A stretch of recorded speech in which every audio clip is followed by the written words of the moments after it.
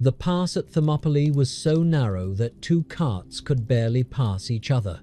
On one side stood the cliffs, on the other the sea, and in between a small Greek force waited for the largest army the ancient world had ever seen. There were no speeches, no music, just the sound of armor, wind, and waves. Tonight, we are going to walk back into that moment. Not the version shaped by movies and legends, but the real story, shaped by politics, alliances, fear, and careful strategy. Who were the men who stood there? Why did they stay? And what did this battle actually change in the history of Greece and Persia? As always, I would love to know where in the world you are listening from and what time it is for you. Whether you are drifting towards sleep or simply letting history wash over you, take a slow breath and let the story unfold.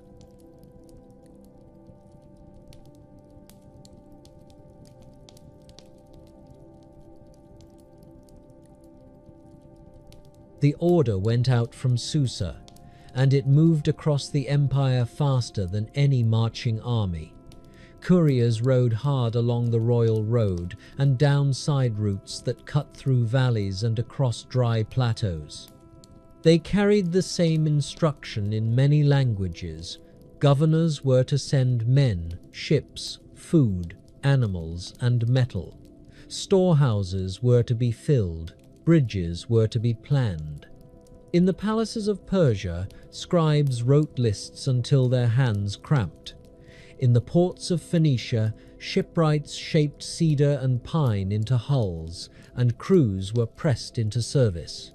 In Egypt, grain and dried fish were measured and packed. In Babylon, officials counted livestock.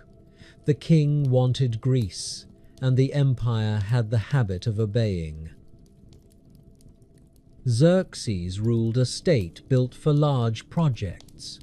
His father Darius had expanded Persian power across Western Asia, and he had already tested Greece. That earlier clash ended with a Persian defeat at Marathon, the kind of defeat that stung because it came from people the empire counted as small. Darius died before he could return with a larger force. Xerxes inherited the throne and the unfinished work. He also inherited the court politics that came with it. Advisors and relatives argued around him. Some spoke for consolidation and order. Others pressed for conquest and punishment. The idea that a few Greek cities had fought back carried real consequences because it set an example for other provinces. Xerxes chose a campaign that would answer that resistance in a way the empire understood. He would bring an army so large that Greek alliances would break under the pressure. He would bring a fleet so strong that Greek coasts would be exposed. He would arrive with supplies and engineers, and he would make the march itself a demonstration of control. Preparation turned into a public show. Xerxes moved to inspect forces and confirm loyalty. Satraps came with gifts and promises.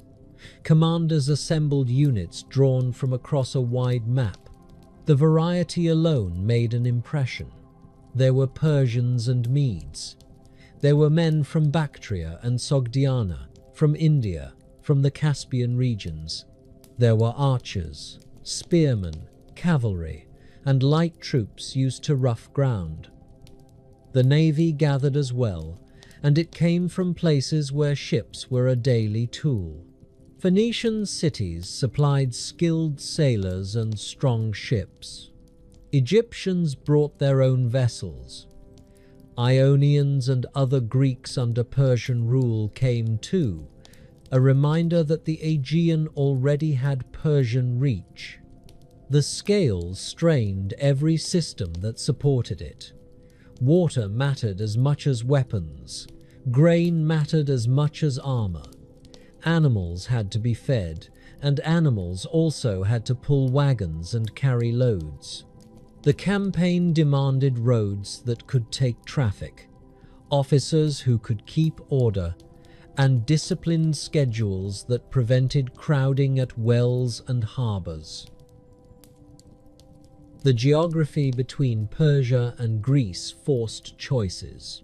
A march overland required crossing the Hellespont, the narrow stretch of water between Asia and Europe.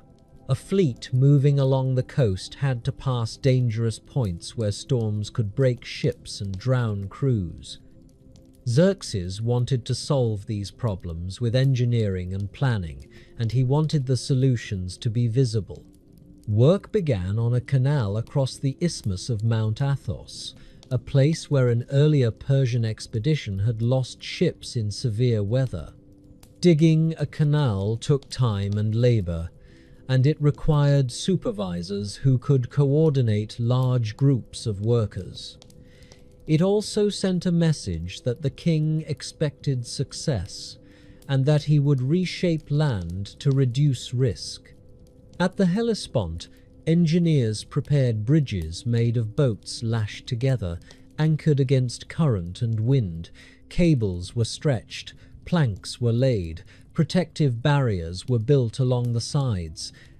The goal was a crossing that would allow men, horses, wagons, and supply trains to move as if the sea were a road. The first attempt at the bridge failed when storms tore it apart. The failure mattered because it threatened more than the schedule. It threatened the image Xerxes wanted. Repairs began quickly. New cables were used. Anchors were set with more care. The work proceeded under pressure, with the king watching the result closely. When the crossing was ready, the empire put on one of its largest public movements. Troops filed across in long lines. The weight of the army pressed boards and ropes. The sounds were practical: footfalls on wood, harness leather creaking, wheels on planks, shouted commands carried by wind. Animals balked and were pulled forward. Officers kept lines moving. The crossing took time because the numbers were immense, and because supply wagons and animals slowed the pace. Ancient writers later offered enormous totals, and those totals became part of the legend.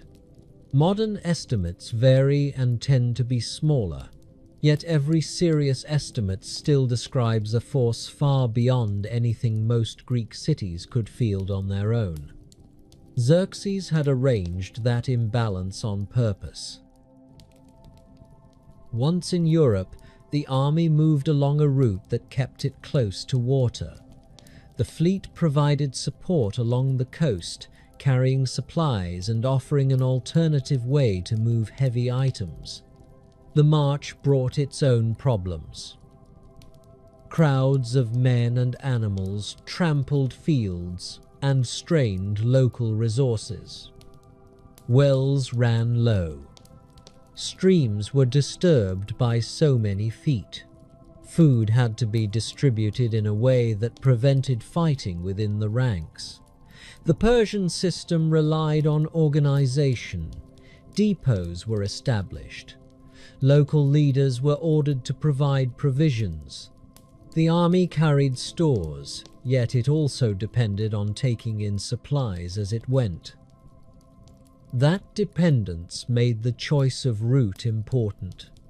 Xerxes aimed for a path where the land could support him and where the navy could keep pace. Each day of marching had to end with water and food. Each night had to hold order in a camp filled with voices from many regions. As Xerxes advanced, news traveled ahead of him. Greek observers heard reports that grew with each retelling. Some stories focused on numbers. Others focused on the king himself, describing his wealth and the splendor of his court. The effect was real, even when details were uncertain. Leaders in Greece understood that this was an invasion designed to overwhelm. Xerxes sought a decisive end to resistance. A single victory over scattered defenders would allow him to push deeper into Greece and force cities to submit one by one. He could accept surrender from some and punish others as examples. The campaign already carried that pattern, because the empire often offered a choice between cooperation and destruction. Xerxes expected the same in Greece. His officers prepared for it. Diplomats and messengers moved alongside the military effort, carrying demands and testing loyalties. The march also had a personal dimension for Xerxes. He had chosen a path that would be judged by success or failure. An emperor could delegate many tasks, yet responsibility for a campaign of this scale stayed attached to his name. A defeat would echo through the empire. A victory would strengthen his authority at home and abroad. He had invested in engineers, in logistics, in a public display of strength. He had brought together subjects and allies and compelled them to move under one banner. Each mile west increased the cost of turning back because the campaign depended on momentum.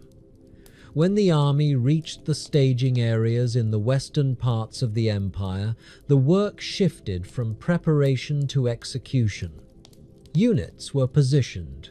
The fleet coordinated with coastal movement. Scouts gathered information. Commanders discussed the terrain ahead. Greece lay across the water and beyond the mountain passes. Xerxes had chosen to meet it with volume, planning, and force, and the empire had responded to his call. Messengers reached the Greek mainland in dusty clothes and with hoarse voices. They came by ship into busy harbors, and then by foot or mule along rough roads, carrying the same core report with different details. Xerxes had crossed into Europe. The Persian army moved with engineers, wagons, and animals, and the fleet kept pace along the coast. In the cities of Greece, officials listened in public squares, in council chambers, and in the courtyards of temples where civic business often happened. The news created quick decisions. Some leaders sent riders to neighboring cities. Some ordered extra grain measured out from public stores.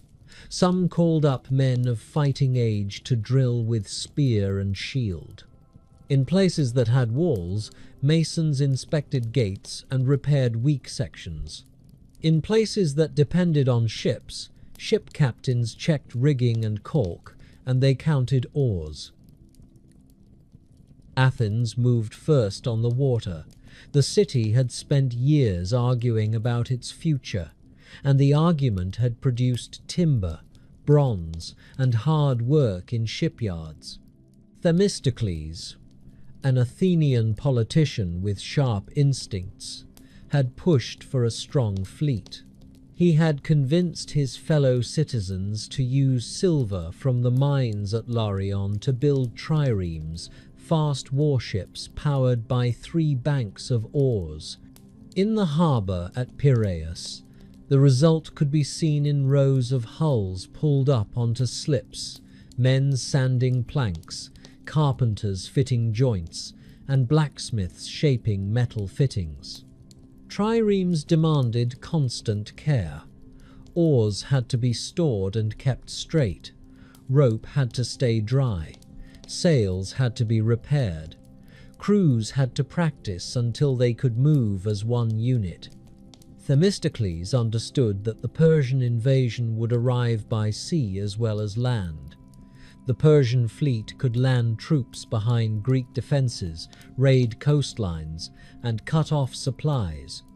Athens had a tool to answer that threat, and the Athenians had the manpower to row if they could be organized and trained.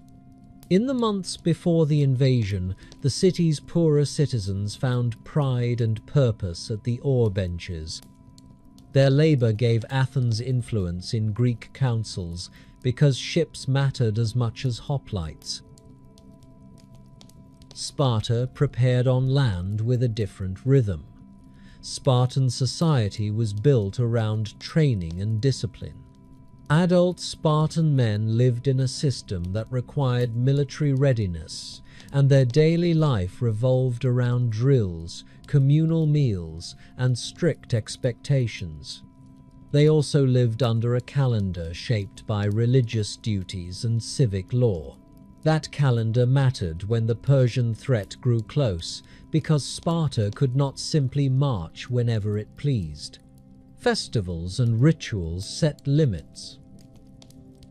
The ephors, the elected officials who helped govern, received reports from scouts and allies. They weighed the danger against tradition and law.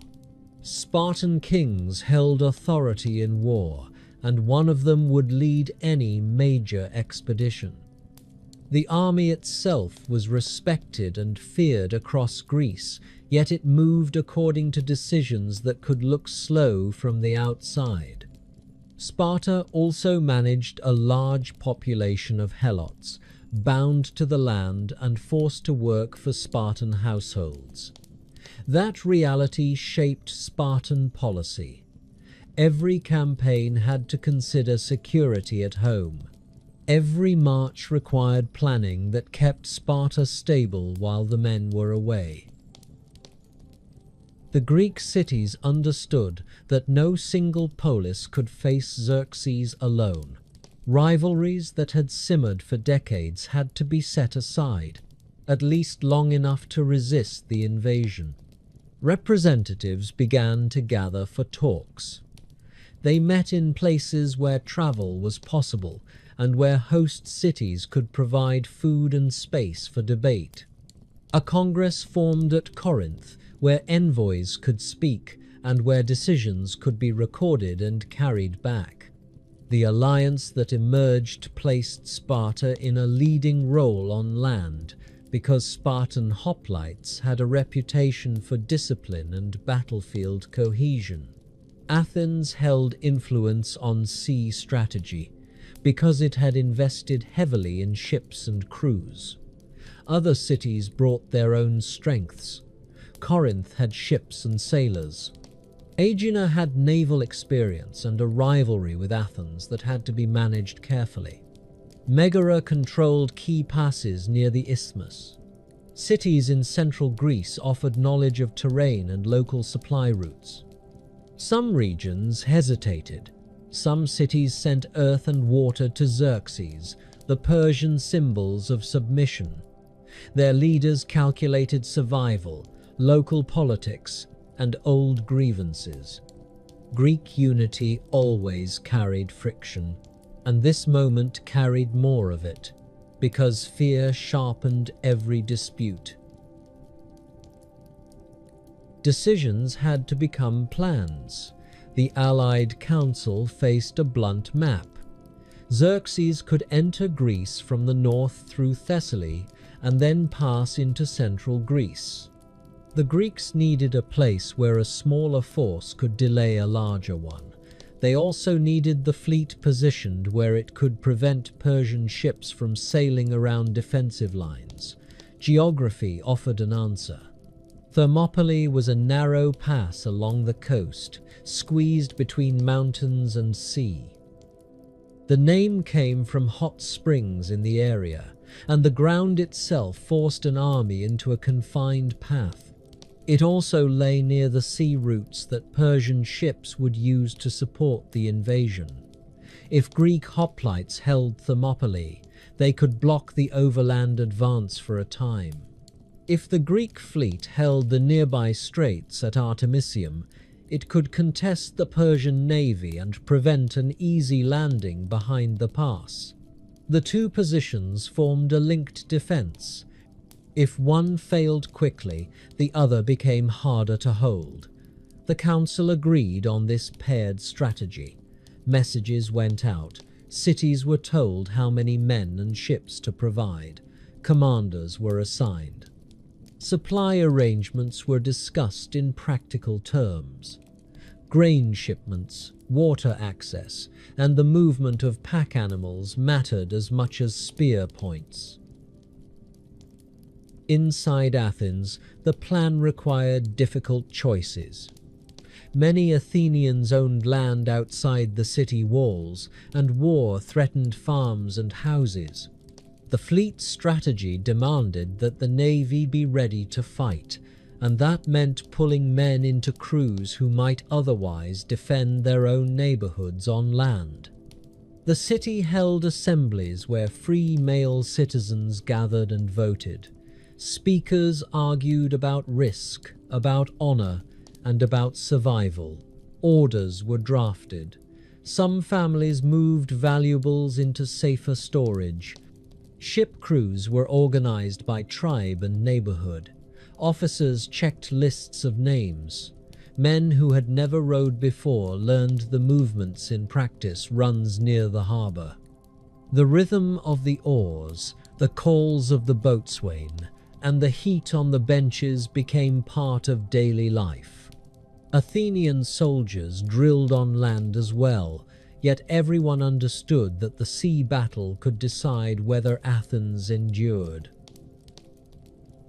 In Sparta, the plan narrowed toward a single question: who would lead, and how many could go at once?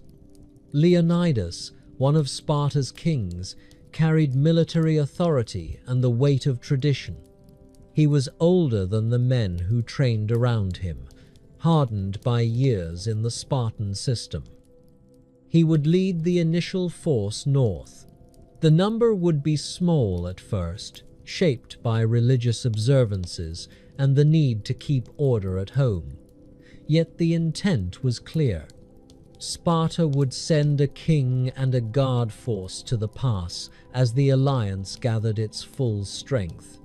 The decision carried danger. Everyone involved understood that the Persians would arrive with overwhelming numbers. A small force at Thermopylae would need discipline and allies, and it would need the terrain to work in its favor. While preparations continued, the Allied Council watched the clock. Each day Xerxes marched west, tightened the schedule for Greek assembly. The North Greek regions felt pressure first. Thessalian leaders weighed whether to resist or submit. Some asked the alliance for help. Some looked to their own survival and negotiated with Persia. The Allies needed the pass held long enough for Greek cities further south to organize defenses at the Isthmus of Corinth if required. Orders became urgent. Men began to travel to muster points with their armor and provisions. Farmers left fields at a critical time of year. Young men checked spear shafts and repaired straps on shields. Priests performed rituals and made offerings because divine favor mattered to these cities in practical ways. It shaped morale. It shaped whether leaders could justify a decision to their people. When the first Greek contingents began moving toward Thermopylae, their steps carried both planning and uncertainty, and the road north filled with the sound of sandals, cartwheels, and spoken names being counted. The path up to Delphi filled early, while the stone steps still held the night's coolness. Men arrived from different cities with dust on their sandals and bundles on their backs. They carried bronze coins for offerings, small statues, and bowls of oil. Some brought goats for sacrifice and led them carefully through the crowd. The sanctuary sat on the slope above the valley, with terraces and walls built to hold it in place. Priests in clean garments moved between altars and storerooms, checking supplies and preparing the rites. Smoke rose from burned fat and bits of meat, and the smell clung to clothing and hair. The people who came here spoke quietly once they passed the gate, because the place demanded restraint and because everyone watched who stepped forward. Spartan envoys reached the precinct with the same hard pace they used on roads. They carried the authority of their city and the urgency of the moment. The Persian army marched in Europe. The Greek alliance had chosen Thermopylae and Artemisium. Sparta had accepted command on land. The envoys followed the usual procedure. They paid the fee. They presented offerings. They waited their turn among other petitioners. The sanctuary worked like a system. Priests asked questions and listened for the words that shaped the request. The Spartans framed their question in practical terms, because they needed a decision that could be carried back to men who would vote and enforce it. They wanted the gods' guidance on war, on leadership, and on the fate of the city. Inside the temple, the process grew tighter and more controlled. Priests purified the space. Water was brought and used for ritual washing. Leaves of laurel were handled and prepared. The priestess of Apollo, the Pythia, entered the inner area where only a few could stand close. Her clothing and posture marked her role. The attendants guided her through the formal steps, and the priests kept order in the room. Outside, petitioners waited with tense faces, listening for any sign that their turn had come. A man could hear muffled voices, the scrape of sandals on stone, and the occasional sound of an animal bleating before sacrifice. The oracle had a reputation built over generations, and cities treated its words like official guidance. A choice made without consulting Delphi could bring political trouble at home, because opponents would question the leader's piety and judgment. The response that later writers recorded for Sparta carried a sharp edge. It spoke of a choice with two outcomes. One outcome meant Sparta's destruction, the other outcome meant the death of a Spartan king. The phrasing held the kind of force that leaders could repeat in public because it created a clear path of duty. A city could accept sacrifice or face ruin. A king could accept death or watch his people suffer under an enemy army. In Sparta, where obedience to law shaped public life, such words had practical power. They could be used to settle debate. They could be used to justify the order to march with a small force first, to hold a pass long enough for allies to assemble. They also placed a burden on the king who would lead, because everyone in the council would hear the same implication. The envoys carried the answer back south, across rough ground and through towns that watched them closely. In every city along the road, people were already counting days and measuring supplies. They spoke about the Persian numbers in the market and at fountains. They argued about which cities would fight and which would yield. When the Spartans returned home, they brought the oracle's words into a system of meetings and votes. The ephors convened. The council of elders met. Men listened while the envoys repeated the response in plain speech. Faces stayed controlled because Spartan custom demanded it. The reaction showed in smaller signs. A man pressed his lips together. Another stared at the floor. Someone tightened a grip on a walking staff. The leaders discussed what the answer meant in terms of action. Sparta had religious obligations already set in the calendar, including the Carneia festival. The Olympic Games were also approaching, and Greek states treated those events as binding. Sparta also needed to keep enough forces at home to manage the helots, and to protect the city from opportunistic rivals.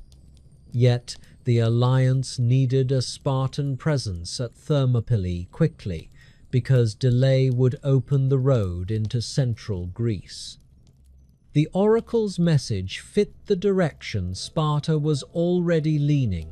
It gave the decision a shape. Leonidas stood at the center of that decision. He was one of Sparta's kings, a man raised in the Spartan training system like any other Spartan male, because he had been far from the throne in his youth. He knew the discipline of communal life and the strict expectations placed on citizens. He knew the weight of public duty, because Sparta treated the king as a war leader under the oversight of the ephors. Leonidas listened to the report and watched the reactions of the men around him. He also understood the practical situation at Thermopylae. The pass could be held with a smaller force if the men were heavy infantry trained to fight in tight formation. The ground would reduce the Persian advantage in cavalry and numbers. Greek allies would join if Sparta showed leadership. The fleet would fight nearby, and the two efforts would support each other. A holding action could change the schedule of the whole campaign. The selection of the Spartan contingent carried its own rules. Leonidas chose 300 men from the citizen body, men in their prime who had proven themselves in training and in earlier service. Each man carried armor that belonged to his household and also belonged to the city in a symbolic sense. Bronze helmets were checked for fit. Breastplates or linen corselets were inspected. Greaves were strapped on. Round shields were cleaned and examined for cracks in the wood. Spear shafts were tested for straightness. Men carried short swords as backup, and they packed provisions in a simple way, because speed on the road mattered. Each Spartan was accompanied by helot attendants who carried gear and helped with camp tasks. Their presence was part of the logistics of any Spartan march. The men moved through the city and out onto the road with an orderly pace. Families watched from doorways and street corners. Spartan custom discouraged open displays, yet everyone understood the risk. A king marching north under a prophecy carried a clear expectation. The march began as a military movement and as a political statement. Other Greek cities would measure Sparta's commitment by what they saw. Allies would join more readily if a Spartan king led the advance. Rivals would calculate their own choices differently if Sparta acted first. Leonidas set the pace. The men walked in formation when the road allowed it, and broke into smaller groups when the terrain narrowed. They stopped at agreed points for water and food. They kept their weapons close. They avoided unnecessary talk because long marches punished careless energy. Along the way, they met contingents from other cities, men who had their own leaders and local pride. Some greeted the Spartans with relief. Some looked at them with caution, because Spartan leadership came with authority. Leonidas accepted the allies and moved on toward the pass, with the oracle's words carried in memory by every man who had heard them spoken in the council. Leonidas kept the column moving before sunrise, when the road stayed firm and the heat came later. The Spartans carried their shields on the left arm and kept spears angled up to avoid striking the men ahead. Helot attendants walked with the packs and spare gear, watching straps and shifting loads when they began to rub. The pace was steady, set by the men in front and held by the men behind. Villages along the route did not see a grand parade. They saw tired faces, bronze glinting in brief flashes, and a line of disciplined men who did not break formation to stare or talk. At springs and wells, Leonidas allowed short stops. Water was drawn quickly, shared, and the column moved again. Orders were simple: keep spacing, keep weapons close, keep moving north. The 300 were not a random group. Sparta called them the Hippies, an elite guard chosen from the citizen body, and the title stayed even though they fought on foot. Their training showed in small habits. They checked the edge of a spearhead with a thumb. They adjusted a helmet cheekpiece without looking down. They tightened a grip on a shield strap and let the arm settle into the right position. Each man carried the equipment of a hoplite built for close fighting: a heavy round shield, a long spear, and a short sword for when the lines collapsed and the distance closed. Some wore bronze breastplates that had been passed down and repaired. Others wore linen armor, layered and stiffened, lighter for long marching. Their cloaks, practical for travel and cold nights, were rolled or draped depending on the weather. Leonidas watched them in motion. He knew what the pass demanded: a narrow front. Men who held their place, men who kept order when tired and hungry. The road north gathered people the way a river gathers streams. From nearby towns, small groups joined at junctions, each under its own officer. Some brought fewer men than promised because farms still needed hands and families feared leaving home exposed. Some brought more because their leaders wanted to show commitment to the alliance. Word spread ahead that a Spartan king was marching. That mattered. It pulled allies toward the plan and pushed fence-sitters into a decision. Local guides offered help where the terrain grew complicated. Pack animals arrived with dried food, onions, and cheese. Armorers in towns along the route hammered dents out of bronze. In the evenings, camp routines formed quickly. Fires were built in safe places. Spears were planted in the ground. Watch rotations were assigned. The Spartans ate simply and slept close to their shields. Leonidas kept talks with allied leaders short, focusing on where to meet and what to bring. The religious calendar still pressed on the decisions at home. Sparta's main army stayed back because the Carneia festival held them. Other Greek cities had their own obligations tied to the Olympic truce and seasonal rites. These constraints did not stop the invasion, and everyone knew it. They shaped the first response. Leonidas's force functioned as a commitment and a signal, a small, hard block placed early in the road. Later writers said Leonidas selected men who had living sons, so their family lines would continue. Whatever the details of selection, the result was clear on the march. These men expected danger. They had accepted it as part of the order. They spoke little about it. They focused on the next mile, the next water source, the next camp. When the column reached the region near Thermopylae, the ground and air changed. The coast lay close on one side, the mountains rose on the other, and the road narrowed into a passage that could be watched and defended.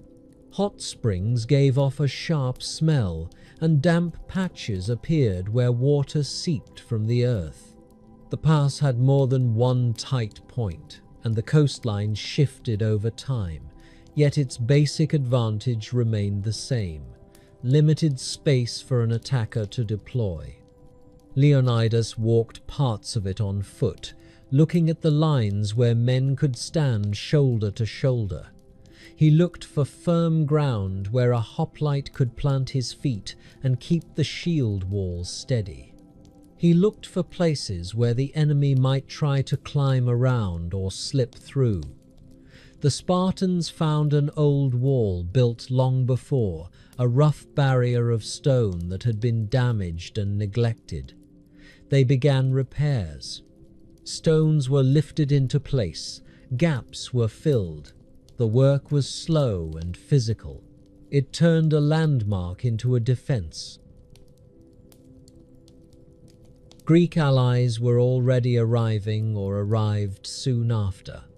The numbers grew beyond the 300. Men from Tegea and Mantinea came from Arcadia. Corinthians brought their own troops. Phocians arrived with knowledge of mountain paths. Thespians came with a decision that would later be remembered because they stayed. The total force at this stage stood in the thousands, not the tiny band that later retellings focus on. Command relationships had to be set. Leonidas held overall authority on land as the Spartan king, and allies accepted it because the alliance had agreed on Spartan leadership. Leaders from other cities still spoke for their men and watched their own interests. Leonidas addressed them directly, using clear instructions about where units would stand, how the line would be rotated, and what signals would be used. The plan relied on discipline and on the pass itself. If men held formation, the Persians would be forced into a narrow fight. The defense also depended on what happened at sea. News traveled that the Greek fleet was moving to Artemisium, the northern point of Euboea where the sea lanes narrowed and where ships could contest a larger force by limiting room to maneuver. The Athenian triremes and the ships of other cities would face Persian crews that had more vessels and more experienced sailors in some squadrons. The sea battle mattered here on land because Persian ships could land troops behind the pass if they gained control of the water. Leonidas knew that the wall and the shield line alone could not stop an enemy who arrived from the rear. He relied on coordination, on time, and on the assumption that the Phocians guarding the mountain path would do their job. He sent men to inspect that path and confirm its defense. The trail existed, and people in the region knew it. The question was whether the Persians would find it, and whether the guard force would hold it. The camp at Thermopylae settled into a tense routine. Men sharpened spear points with stones and checked the wood around their shield rims. They practiced moving forward and back in tight formation, keeping shields overlapping and spears angled over the front line. They rested when they could, because a battle could last days, and exhaustion could break a line faster than wounds. Scouts moved north to watch for Persian vanguards. Runners carried updates between the pass and nearby towns. Leonidas used the time to fix the line of defense and to set expectations. Hold the pass. Rotate tired men out. Keep order. Wait for the enemy. The road north stayed empty for stretches, then filled again with new arrivals and fresh reports.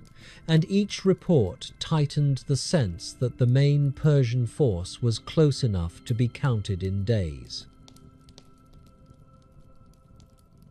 The first Persian scouts appeared on the road in small groups, riding ahead of the main force and stopping often to look, listen, and measure distance. They wore light gear suited for travel and carried bows and short spears. They watched the pass from a safe distance at first, then came closer, trying to read the Greek line, the rebuilt wall, and the tight space between mountain and sea. Greek sentries stood at the wall with shields resting against their legs and spears held upright, eyes fixed forward. Behind them, men moved through camp with routine tasks, checking straps, grinding grain, fetching water, and carrying bundles of firewood. The camp stayed controlled. No one ran. No one shouted. When the scouts turned back, dust rose behind their horses, and that dust hung low over the road. The message went south to Xerxes. The pass was occupied. The Greeks had chosen to stand. Soon after, the Persian vanguard arrived in a long, steady flow. Infantry first, then cavalry, then more infantry, then supply wagons and animals. The road that had felt quiet for days turned into a moving line of people and equipment. At a distance, the Persian camp looked like organized labor more than a single mass. Tents went up in sections. Fires were lit for cooking. Units formed their own spaces. Officers moved between groups with assistants carrying tablets or writing materials. Food was distributed.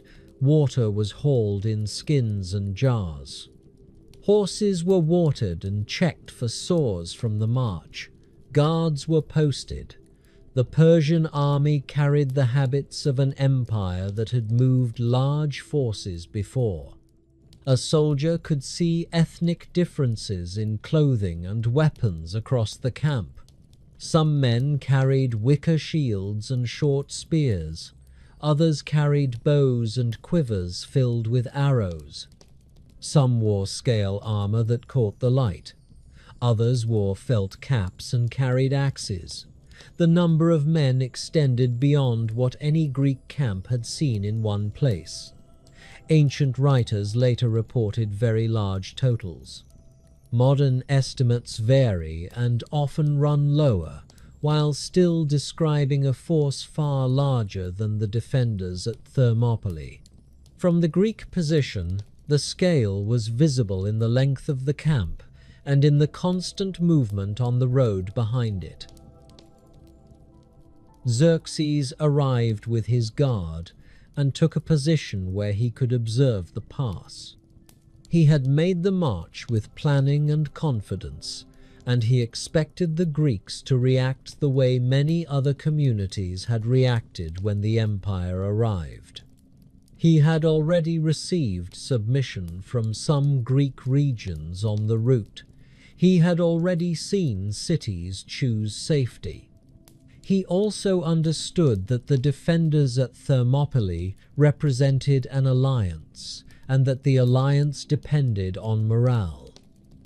A quick Greek collapse at the pass would ripple through the rest of Greece. Xerxes ordered his officers to make contact and bring back information. He asked questions about who led the defense and how many men stood there. He listened to reports that the Spartans were present and that a Spartan king commanded. He decided to wait. He waited for several days, expecting the defenders to leave once they saw the full Persian strength and the certainty of Persian victory. In the Greek camp, the waiting stretched the nerves. Men woke before sunrise, ate what they could, and took their assigned positions.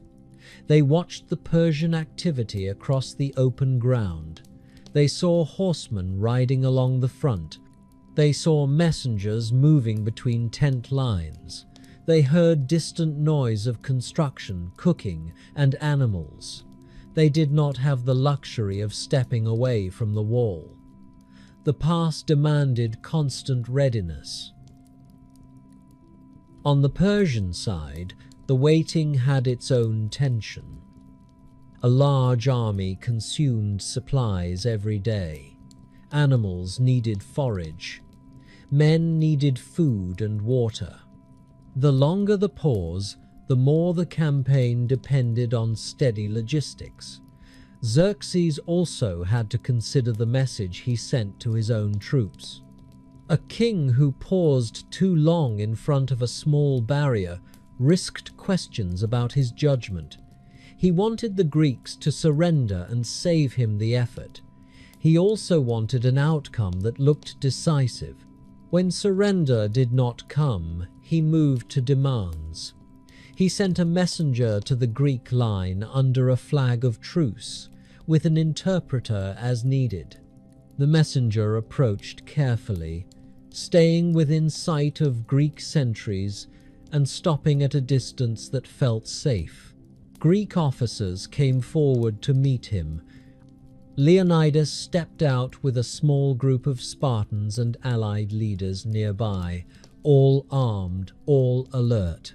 The Persian messenger delivered a demand for submission. The words carried the king's authority. Give earth and water, hand over weapons, accept the Persian king as master. The request framed the situation as a practical choice. Surrender meant survival and a place within the empire. Refusal meant destruction. Leonidas listened and answered without delay. He did not raise his voice. He did not gesture wildly. He spoke as a commander who had already accepted the reality of what stood in front of him.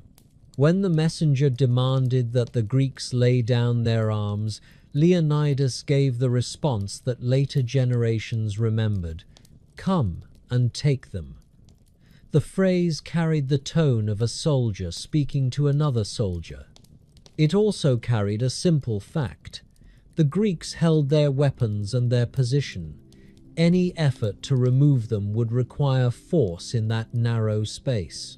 The messenger turned back and delivered the reply to Xerxes.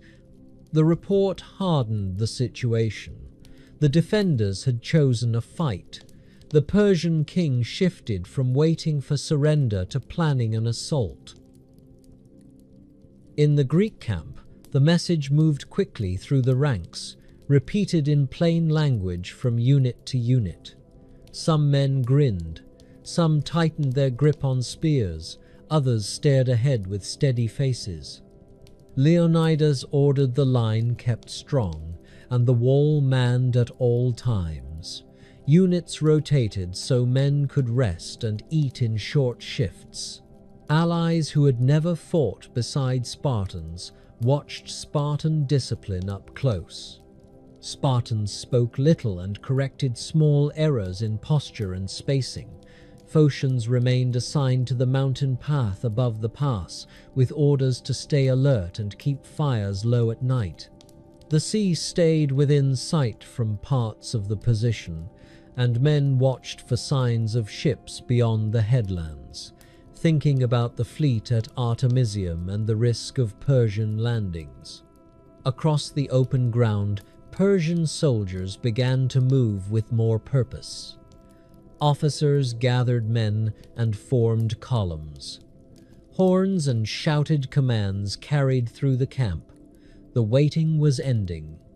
The first day of battle was close enough to feel in the way men tightened straps, checked spearheads, and took their places along the narrow road.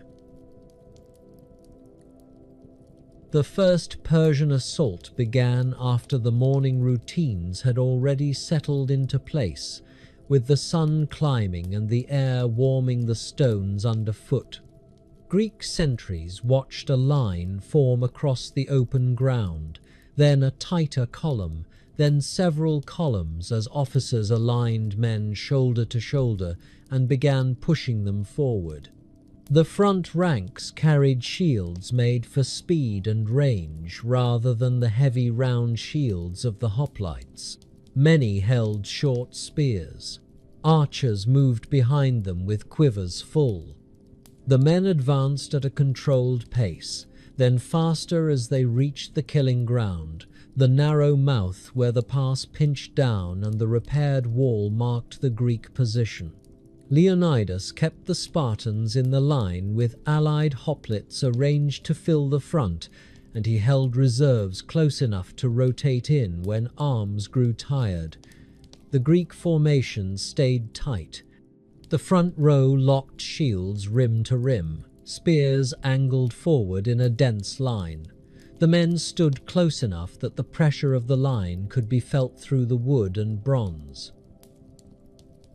The first clash came with a hard impact as Persian troops hit the spear points and shields. Greek spears drove into faces, throats, and chests, then pulled back and struck again. Some Persian soldiers fell immediately and created obstacles for those behind them. Others pushed forward until they met the wall of shields and the spear forest above it. Persian officers shouted orders and tried to force momentum, and the crowding made it hard for men in the rear to see what was happening. The narrow space turned the attack into a grind, with bodies packed close and the ground underfoot turning uneven as men stumbled over the fallen. Greek hoplites used the weight of their shields to shove and keep the front stable. The pass allowed only a limited number of attackers to engage at once. The rest waited behind, pressed into the mass, and their movement added pressure without adding fighting space. The Persians tried to use arrows, yet the angle and distance at the tight front reduced their effect. Some arrows found gaps and struck arms and faces. Most clattered against bronze or stuck into shields. The Greeks kept stepping forward in small synchronized pushes, then settling back into position. Their officers watched the line and called for changes. When a man in the front row tired, another stepped into his place. The formation remained steady. Xerxes watched the first waves fail. He had expected the defenders to break after a short, hard push, and he saw instead a line that held and a field that filled with his own dead. He sent in more troops. The next waves came with fresh men from units that had not yet fought, and they tried to find a weakness by changing the rhythm of the attack, pressing harder at certain points, trying to pull Greek shields aside with hooks or hands, trying to push the hoplites back from the wall and into looser ground. The Greeks responded with the same discipline. They fought at close distance. They kept the shield wall intact. A hoplite who lost his spear reached for a second, or drew his sword and stabbed in the crush when bodies pressed too close for spear work. Men on the edges of the line used the wall and the mountain slope to anchor their position. Allies from different cities fought with their own leaders nearby, and Leonidas moved along the line when he could, watching for breaks, speaking briefly to officers, making sure rotations happened before exhaustion caused mistakes. The Spartans in the front fought with controlled movements. They did not waste energy. They stepped forward, thrust, withdrew, and kept their shields high. As casualties mounted, Persian commanders brought forward more experienced troops and attempted a decisive push. The elite unit, often called the Immortals, entered the fight, identifiable by their equipment and by the way officers cleared a path for them. They advanced with confidence and tried to force their way through with concentrated effort, aiming to overwhelm the defenders at the narrowest point. Their spears and arrows had value in open ground, and their training suited many kinds of fighting. Here they faced a formation built for exactly this kind of contact. Greek spears reached them first. Greek shields absorbed impact. The Immortals pressed in and fought in the crush, and some reached the shield wall and struck at faces and arms. The Greeks answered by tightening the line and stepping in together, using the mass of the formation as a tool. Leonidas ordered short retreats at moments to draw attackers deeper into the narrow space, then a sudden forward push to trap them against the crowd behind. The maneuver created congestion in the Persian ranks and forced men to fight while jammed between bodies. The Greeks then rotated the front again, bringing fresh arms into the spear work. The Immortals took losses and failed to break the line. The fighting continued into the day, with repeated assaults that ended in the same result. Persian dead accumulated in front of the Greek position. Persian troops tried to pull bodies away to clear footing and open space for the next wave. Some fell while dragging. Others slipped on blood and uneven ground. Greek hoplites suffered fewer losses, yet the cost rose in bruises, cuts, and fatigue. Arms ached from holding heavy shields. Throats burned from shouting and breathing hard. Some men fought with blood on their hands and forearms from close contact. When the pressure eased between waves, they drank from skins, spat dust from their mouths, and reset their grip on spears. Leonidas kept the order clear. Hold the front. Rotate frequently. Keep the line compact. The Phocians stayed on the mountain path above, out of sight from the main fighting, doing their own watch duty and listening to distant noise. They did not see any movement on the trail that day. The Greeks at the pass kept their attention forward, because every minute carried another push.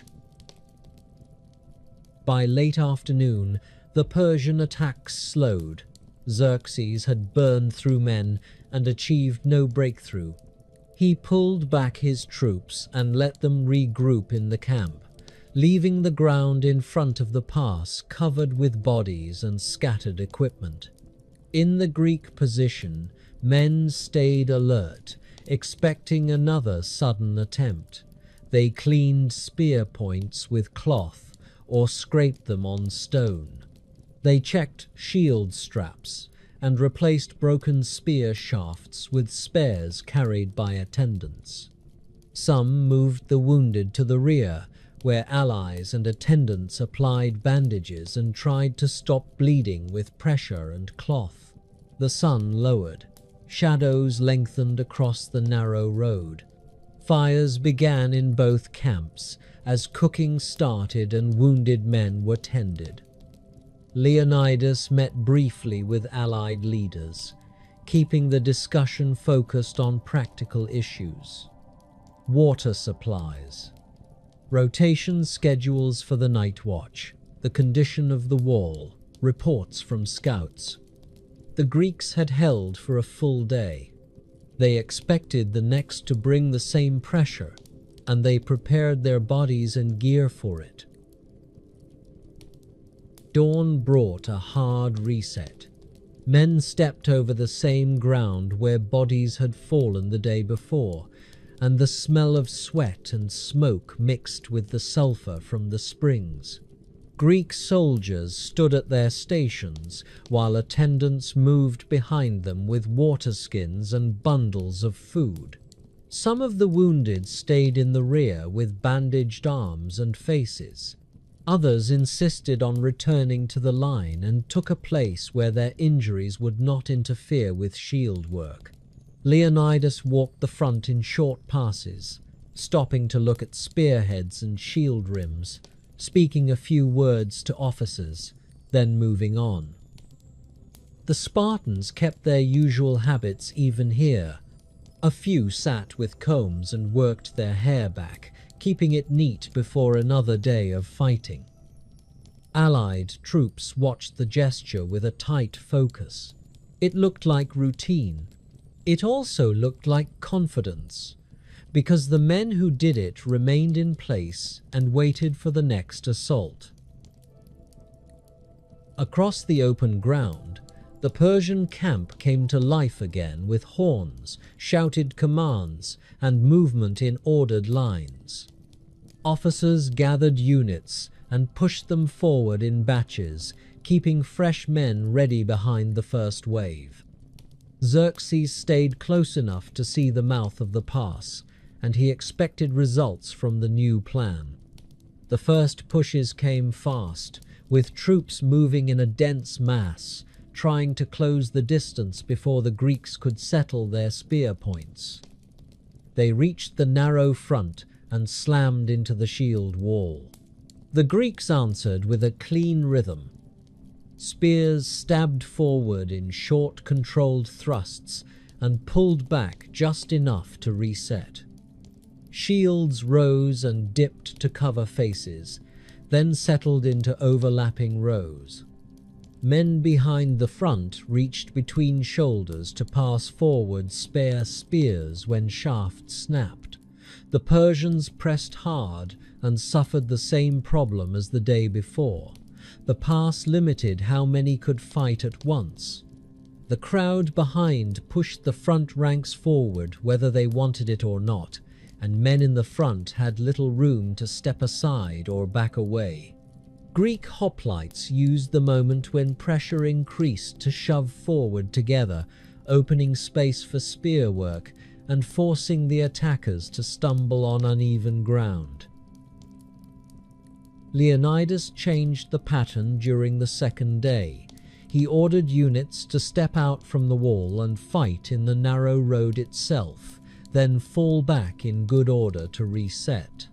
The move gave the Greeks a chance to clear bodies and broken shields that had collected at the front.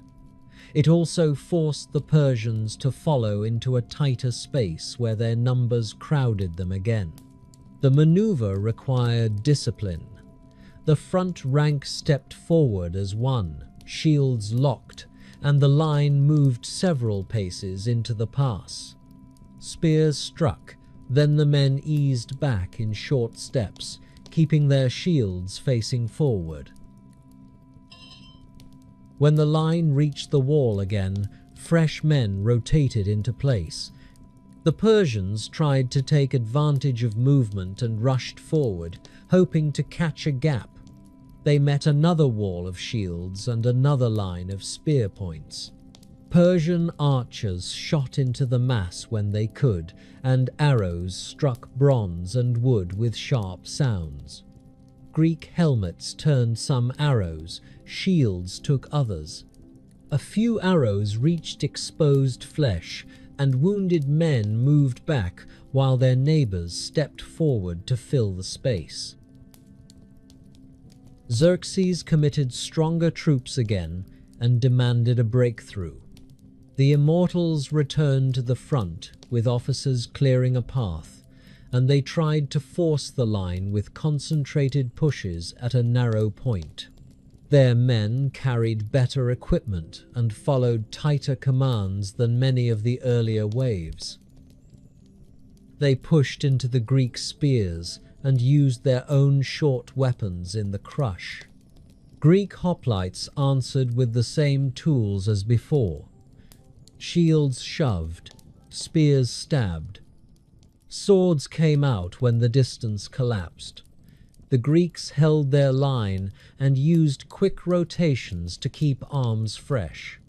Some Persians reached close enough to grab at shields and spear shafts, and Greek soldiers struck hands and faces at that range. Bodies fell and blocked the feet of those behind. The crowding grew worse. A few Persian troops tried climbing around the edge where the terrain rose toward the mountain, and Greek soldiers met them there with spears angled up the slope. The pass left little room for surprises. Every attempt turned into the same short, brutal contact. By midday, the fighting had the look of work repeated under pressure. Men fought, pulled back, drank, and fought again. Greek officers watched for signs of fatigue and moved tired men to the rear before their arms failed. Persian officers did the same, sending new units forward in sequence, trying to keep momentum alive. Xerxes watched repeated failures and adjusted with brute persistence. The Greek lines stayed coherent. The allies held their positions and followed Spartan pacing because the pass punished any unit that broke order. Toward the end of the day, the Persians withdrew again to reorganize. The Greeks stayed at the wall, breathing hard, hands cramped around spear shafts, faces streaked with sweat and dust. In the rear, attendants carried water and pressed cloth against cuts. Men ate quickly and sat with their backs against stone, resting their legs without letting their weapons out of reach. Scouts moved along the mountain slopes and checked the higher ground. The Phocians on the upper trail remained at their posts, watching the path that curved through trees and rock above the pass. The Greek camp settled into another night routine with guards posted and rotations set, while both sides prepared for whatever the next day would bring. A man arrived at the Persian camp after dusk, walking with the cautious pace of someone who expected to be stopped. Guards challenged him and brought him forward through rows of tents lit by small fires. He smelled of smoke and travel, and his clothes carried the dirt of the local roads. His name was Ephialtes, a man from the region around Trachis, close enough to Thermopylae that he knew the slopes and side paths that locals used for herding and travel. He spoke to Persian officers through interpreters and made his offer in clear terms. A path ran over the mountains and came down behind the Greek position. A force could use it to reach the rear of the pass. Xerxes had already spent 2 days watching waves of men fail in the narrow front, and he had watched the Greeks rotate their line and keep discipline. This offer gave him a way around that wall of shields. Ephialtes wanted payment and favor. Persian officers listened, asked questions, and tested his knowledge by making him describe turns, landmarks, and distances.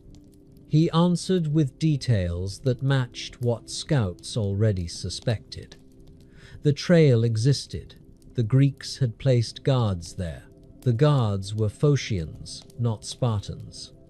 Xerxes accepted the deal and ordered preparations at once.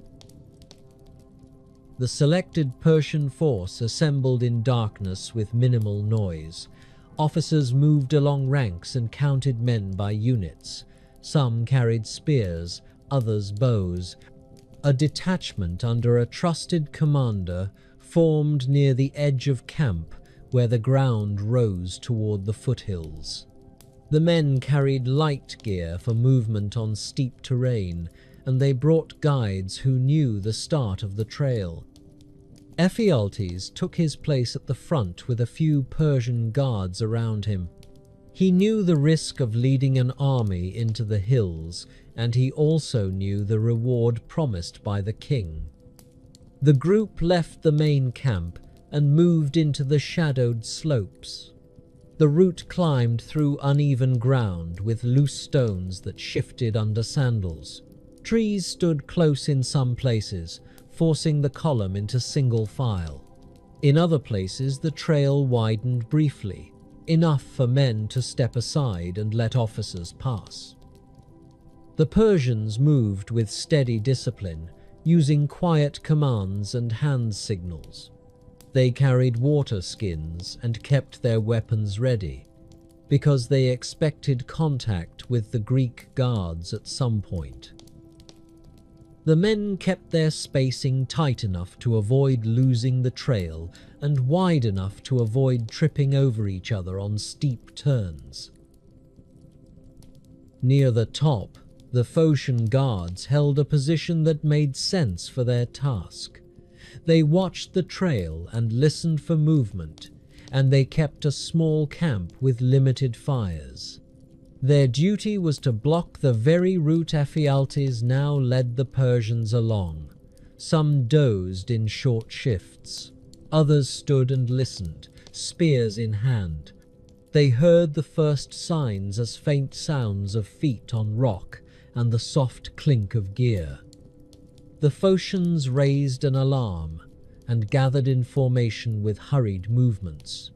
Persian troops advanced through the trees and met them at close range. Arrows flew first, then spears and short weapons came into use as both sides closed. The Phocians fought long enough to make a decision. Their position sat near higher ground, and they pulled back to a more defensible point above the trail, expecting the Persians to press upward toward them. The Persians had a different goal. They wanted the route behind Thermopylae, and their orders demanded speed. They left a portion of men to keep the Phocians contained and continued along the trail with the main body. The Phocians watched them pass below and saw the columns stretch through the trees. They understood what the movement meant.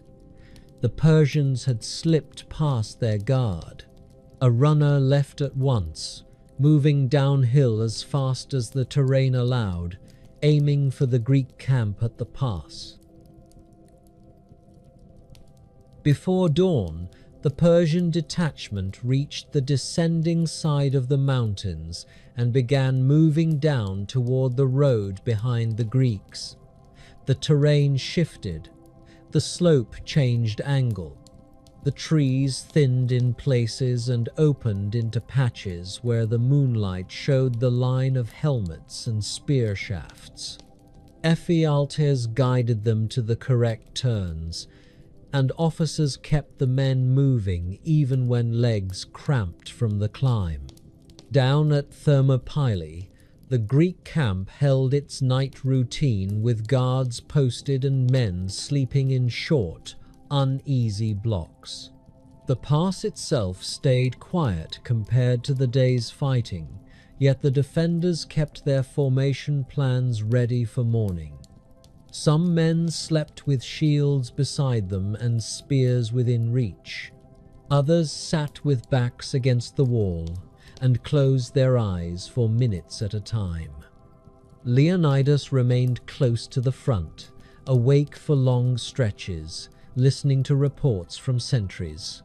At some point in the night, a message reached him from scouts or from the Phocian runner, carried hand to hand through the dark.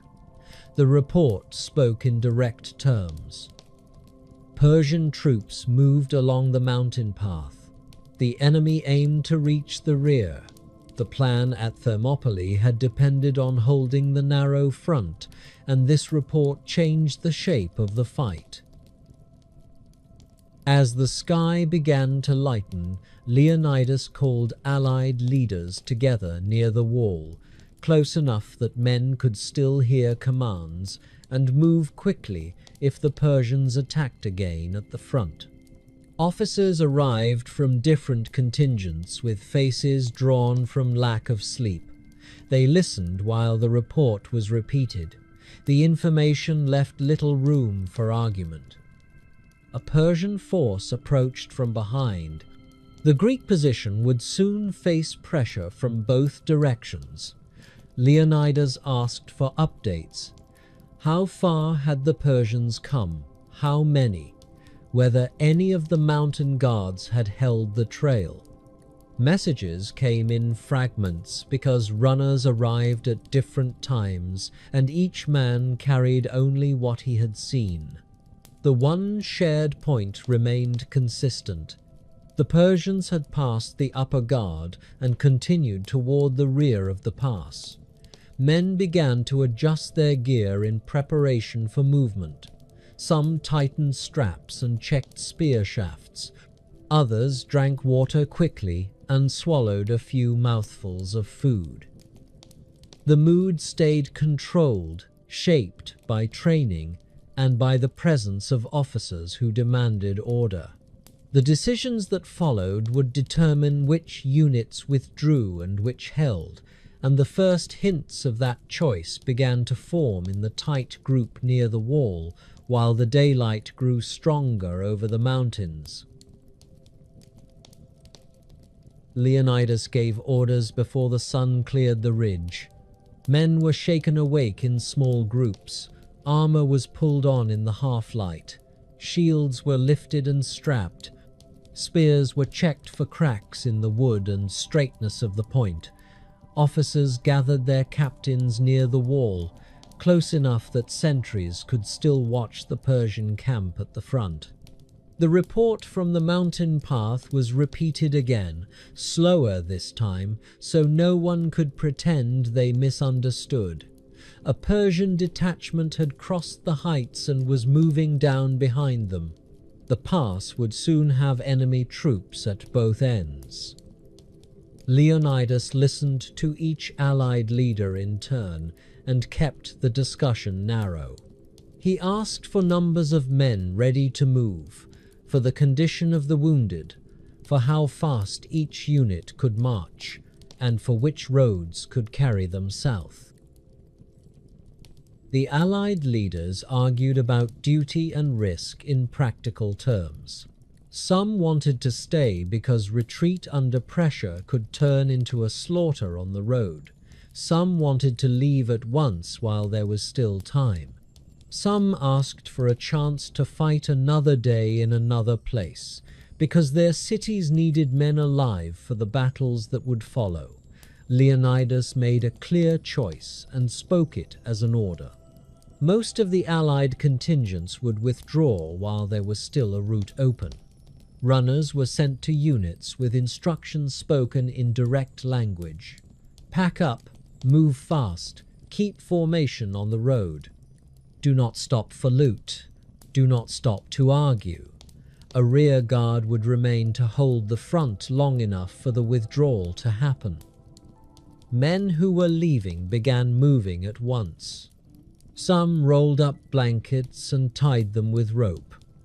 Some strapped on helmets and carried shields on their backs to free hands for packing. Attendants gathered cooking pots and water skins. The sound in the Greek camp changed from the quiet of watch duty to the scrape of gear on stone and the low voices of officers pushing men into motion. The withdrawal did not look like panic. It looked like a hard, organized movement under time pressure. Units formed lines and filed out of the position in sequence so they would not block the road. Men carried wounded comrades on shields or supported them under the arms. Officers walked alongside and kept the pace steady. The narrow pass that had served as protection now threatened to become a trap if the rear was cut off. Leonidas kept men at the wall and at the tight point of the road to prevent a sudden Persian rush from breaking into the moving column. Small groups of Spartans stepped into gaps and held steady while Allied units passed behind them. The defenders who remained stayed focused on the front and on the rear at the same time because the moment demanded it. Scouts moved along the side paths to watch for the Persian detachment coming down from the mountains. They returned with short reports. The enemy was close. The enemy was moving quickly. The enemy would reach the road behind them soon. Some allies chose to stay with Leonidas. The Thespians made that choice in a direct way. Their leaders spoke with Leonidas and then with their own men, and the men did not leave with the withdrawing column. They tightened straps and took places in the line. Their city did not have the same military system as Sparta, yet their decision was concrete and visible. They stayed in the pass with weapons in hand. The Spartans remained as well, because Leonidas did not order them to withdraw, and because the Spartan order had begun with the expectation of sacrifice. Each Spartan knew what the oracle had said. Each Spartan had marched north with that knowledge, and the presence of the Persian detachment behind them made the outcome immediate.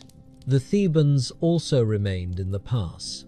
Their presence carried its own tension, because Thebes had a complicated position in the alliance, and its leaders had dealt with Persia in ways that made other Greeks suspicious. Leonidas kept them within the remaining force and placed them where they could be watched.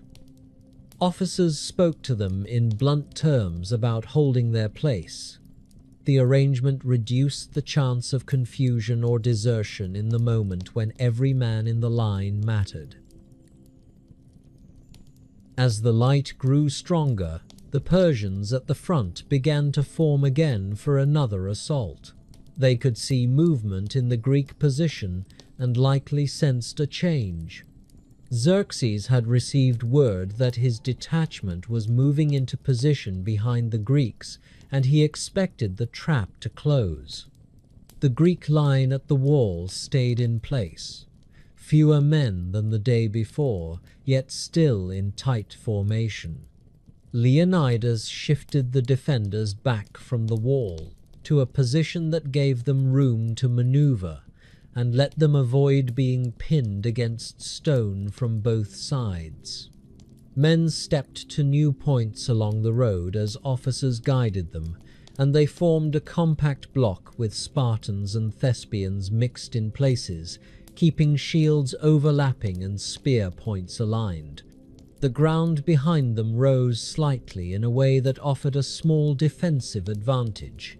They chose it because it limited how easily the Persians could surround them in the first moments. The first Persian push of the morning hit the Greek line with a new confidence. The attackers came in a dense mass, aiming to crush what looked like a reduced defense. Greek spears met them at the narrowest point, and the first ranks fell as they had before. The Greeks fought with the same discipline, yet the situation had changed. The defenders could hear noise from the rear now, distant at first and then clearer, the sounds of movement in the trees and on the slope where the mountain path came down. A few Greeks turned their heads and caught glimpses of helmets and spear shafts behind them. Officers forced faces forward again with shouted commands, because a turned head meant an exposed neck and a broken line. The Spartans kept their formation and used short, coordinated pushes to drive attackers back, buying minutes. The Thespians held close, matching the movement and keeping shields locked. The line could not extend. The line could only stay tight and fight in place. As the rear threat grew closer, Leonidas moved along the inside of the formation where men could make space for him, speaking briefly to officers. He pointed at positions where men should stand and where reserves should be held. He ordered the wounded who could still hold a shield to take places where the press would be less intense. He ordered attendants and non-combatants to withdraw with the departing allies if they still had time. Some left at once, running low and fast along the road. Others stayed close, frozen by the speed of events, until an officer grabbed an arm and pushed them toward the exit. The Persian pressure at the front increased, and the Greek bloc responded with the last of its organized rotations. Fresh arms stepped into the front where they could. Men with broken spears drew swords. The sound of metal striking metal came closer. The press of bodies became tighter. The Persian detachment from the mountain path reached the road behind the Greeks in the same morning light. Greek sentries at the rear engaged them first and then fell back into the main group. The trap had closed. The defenders now faced two directions of attack in a space that offered little room for movement. Leonidas kept the remaining men together and prepared for a fight that would last until the formation broke and the survivors were cut down where they stood. The fighting tightened as soon as the Persian detachment reached the road behind the Greeks. Men who had spent 2 days facing north turned their bodies and shields in short, controlled steps to meet strikes from the rear, then turned back again when the pressure at the front surged. Officers shouted simple commands that carried over the clash. Hold the line, close the gaps, keep shields together. The defenders stayed packed close. Spartans and Thespians and others pressed into a single block because any split would become a break. Persian troops at the front pushed forward in fresh waves, and the troops at the rear began closing in, trying to squeeze the Greeks from both sides. The ground underfoot shifted with each shove. Broken spears and arrow shafts lay scattered and snapped under sandals. Bodies created uneven footing. Men stumbled and caught themselves on shield rims. The Greeks continued to work their spears in the few inches of space they could gain, thrusting toward faces and throats and pulling back fast to avoid having the spear shaft grabbed. Leonidas moved near the center where the formation held strongest, keeping enough guards around him to prevent a sudden rush from reaching him too easily. He watched the rear pressure grow and understood the time left in minutes rather than hours. He gave a clear order to advance. The remaining hoplites stepped forward together toward the wider ground in front of the wall, where they could fight without being pinned against stone and where the press at the rear would take longer to reach them. The move required discipline under contact. Men in the front row shoved forward with shields while men behind pressed in to keep the block tight. Spears rose and fell. Persian troops tried to hook shields and pull them aside. Greek swords came out when spear shafts broke. A Spartan with a snapped spear used the jagged end for a final jab, then dropped it and drew his sword. Another man took a spear from an attendant who pushed it forward through the ranks, then worked it until the shaft cracked again.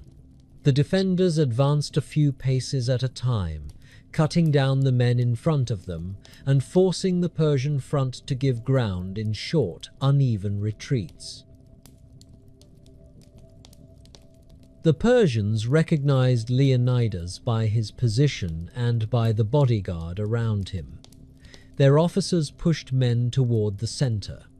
Arrows flew into the Greek mass from the rear and from flanks where archers found an angle. Some arrows struck helmets and glanced away, some struck exposed parts of the body. Greek shields lifted higher to cover faces, then dipped again for the shove. The press grew violent. A Persian soldier reached the Greek line with a short weapon and struck at a Spartan's throat. The Spartan caught the blow on the rim of his shield, then stabbed with his sword into the attacker's chest. Another Persian grabbed a Greek spear shaft and tried to wrench it sideways. The Greek holding it stepped in, drove the spear forward with both hands, and let the shaft slide free. In the crush, men fought with whatever part of their weapon could reach: a sword point, a spear butt, a shield edge. Leonidas stayed in the center of it, and eventually a strike found him. Accounts differ on the exact moment and weapon, yet the result was clear on the ground.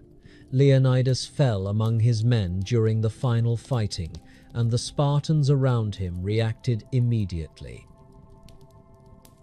The Spartans and Thespians surged toward the place where Leonidas went down and formed a protective ring with shields pressed tight.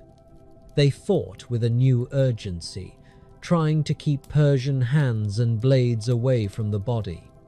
Men in the front took blows on shields and helmets, while men behind reached over shoulders with swords and short stabbing spears. Persian troops pushed in and tried to drag the body away as a trophy. Greek soldiers struck their arms and hands and forced them back. The struggle over Leonidas happened at close distance. Faces were inches apart. Men shouted in different languages and could smell sweat and blood. A Spartan lost his helmet and fought bareheaded for a few moments until a blade struck him and he fell. A Thespian stepped into the space without hesitation and raised his shield to cover the man next to him. The Greek ring held long enough to pull Leonidas's body back into the block, and then the defenders began moving again, because the rear pressure continued to grow and because arrows kept falling into the packed formation. The Greeks withdrew in short steps toward a small rise behind the wall, a place where they could hold a tighter perimeter. The movement was heavy and uneven, and it happened under constant attack. Men carried wounded comrades by the shoulders for a few steps, then had to let them down when the press became too strong. Some wounded men sat against rocks with their shields in front of them and waited for the next rush. The Thebans, trapped within the remaining force, reached a point where their officers made their own choice. Some of them began to move away from the Greek block with hands raised, trying to surrender to the Persians. The Persians took them out of the immediate crush and separated them from the rest. The Spartans and Thespians stayed together and kept moving toward the rise. Once there, they formed a rough circle, shields overlapping as much as the terrain allowed, spears angled outward. The circle held for a short time. Persian infantry pressed in from all sides, trying to break the formation by sheer force. The Greeks answered with stabbing spears and sword work, and the fighting turned into a series of short, brutal contacts around the perimeter. As more Greek spears broke and as more men fell, the Persians changed the way they finished the fight. Archers stepped closer and shot into the circle at high frequency. Arrows struck shoulders, thighs, faces, and necks. Some men fell backward into the group and created gaps. Others stayed on their feet for a few seconds longer, swaying with their shields still raised, then collapsed. Persian infantry rushed in when they saw openings and used spears and short weapons to strike the fallen and the men trying to hold the last line. The Greeks fought until their arms failed and their bodies gave out from wounds. The perimeter shrank as bodies piled, and as the remaining men were forced into a tighter cluster.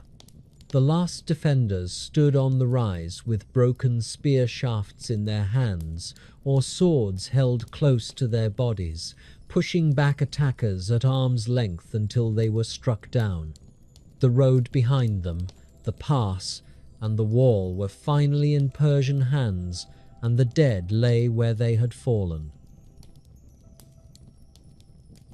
The Persians moved into the pass in full control before the day had fully turned.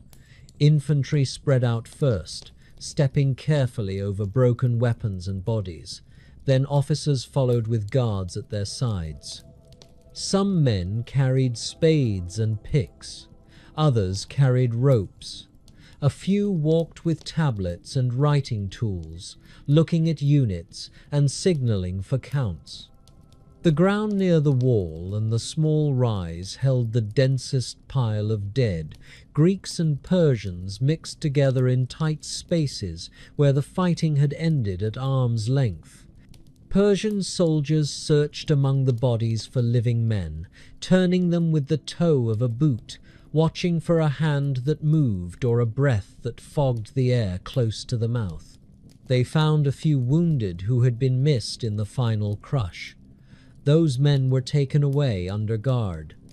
Most of the defenders lay where they had fallen, with shields cracked, spear shafts snapped, and arrows still lodged in wood and flesh. Xerxes came forward to see the place that had held him for days. He saw the narrow road and the wall and the ground littered with the remains of his own troops, and he saw the bodies of the defenders who had stayed. His officers pointed out the positions where the line had held and where the final perimeter had formed. They showed him where the Spartans had fought, where the Thespians had stood, and where the last resistance had collapsed under arrows and close pressure. The king had achieved what he needed in practical terms. The road south was open. The main army could march again. Yet the cost had been visible and the delay had been real, and it had happened against a small force compared to the size of his army. He responded the way an imperial commander often responded when resistance embarrassed him. He made an example. Orders went out regarding Leonidas. Persian troops located the body among the dead and brought it out under guard. Some accounts say the body was treated with deliberate insult. The head was taken. The body was displayed in a way meant to warn other Greeks about what happened when a king challenged Persia in the open. Persian soldiers did this work with the same practical manner they used for other tasks, carrying the remains, setting the display, then stepping back while officers checked the result. The Persian army also had to deal with its own losses. Men were assigned to gather the dead and the wounded and to clear the road. Wounded Persians were carried back to the camp on stretchers or supported under the arms. Surgeons and attendants cleaned cuts, pulled arrowheads, and tied bandages. Some wounded men died in the hours after the fight, and their bodies were added to the piles to be burned or buried. The clearing work continued for most of the day. Spears and shields that could be reused were collected. Armor was stripped from bodies and sorted. In some cases, soldiers fought over valuable pieces and had to be pushed back into order by officers. The pass had to become a road again, because a massive army could not move through a field of bodies and broken gear.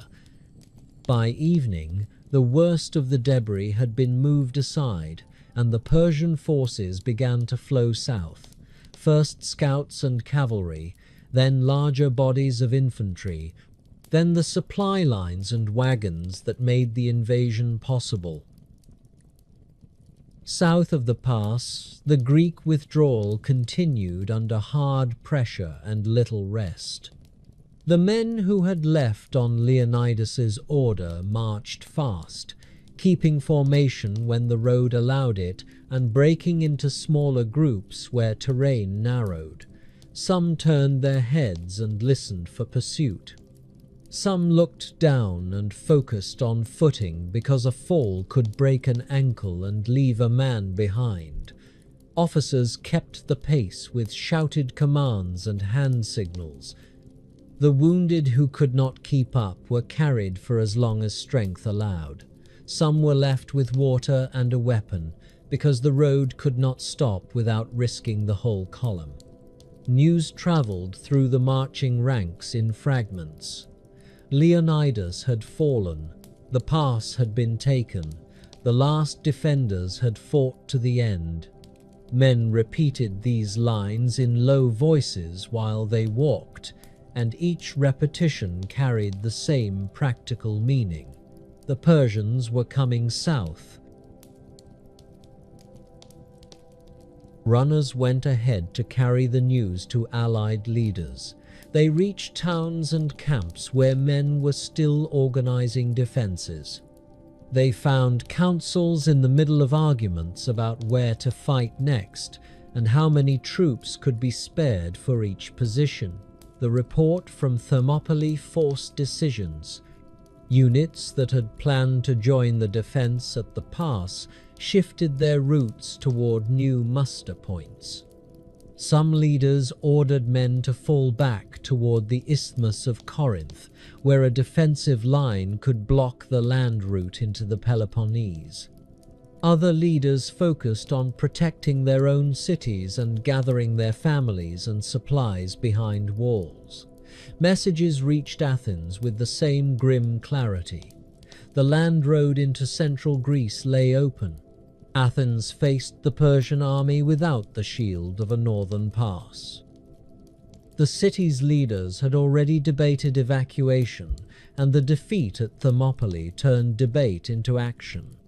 Officials prepared to move non-combatants towards safer places, including islands and the Peloponnese. Families packed what they could carry. Priests secured temple valuables. Citizens looked at the stone buildings of their city and understood that the walls alone would not stop an army of that size. At sea, the Greek fleet near Artemisium faced its own turning point. The naval commanders had fought the Persian fleet in a difficult set of engagements, with storms and shifting winds complicating movement, and with the coastline limiting safe space for repairs. The Greek ships had taken damage and suffered losses, and the Persian fleet had also lost ships in storms and in battle. The key fact remained the same. Thermopylae was gone. Without a Greek army holding the pass, the fleet at Artemisium risked being trapped or bypassed. Signals and messengers brought the news north to the ships, and the commanders called their captains together. They discussed anchors, rowing strength, and the condition of hulls. The decision followed quickly. The fleet would withdraw south to a position where it could continue to block Persian movement and protect evacuations.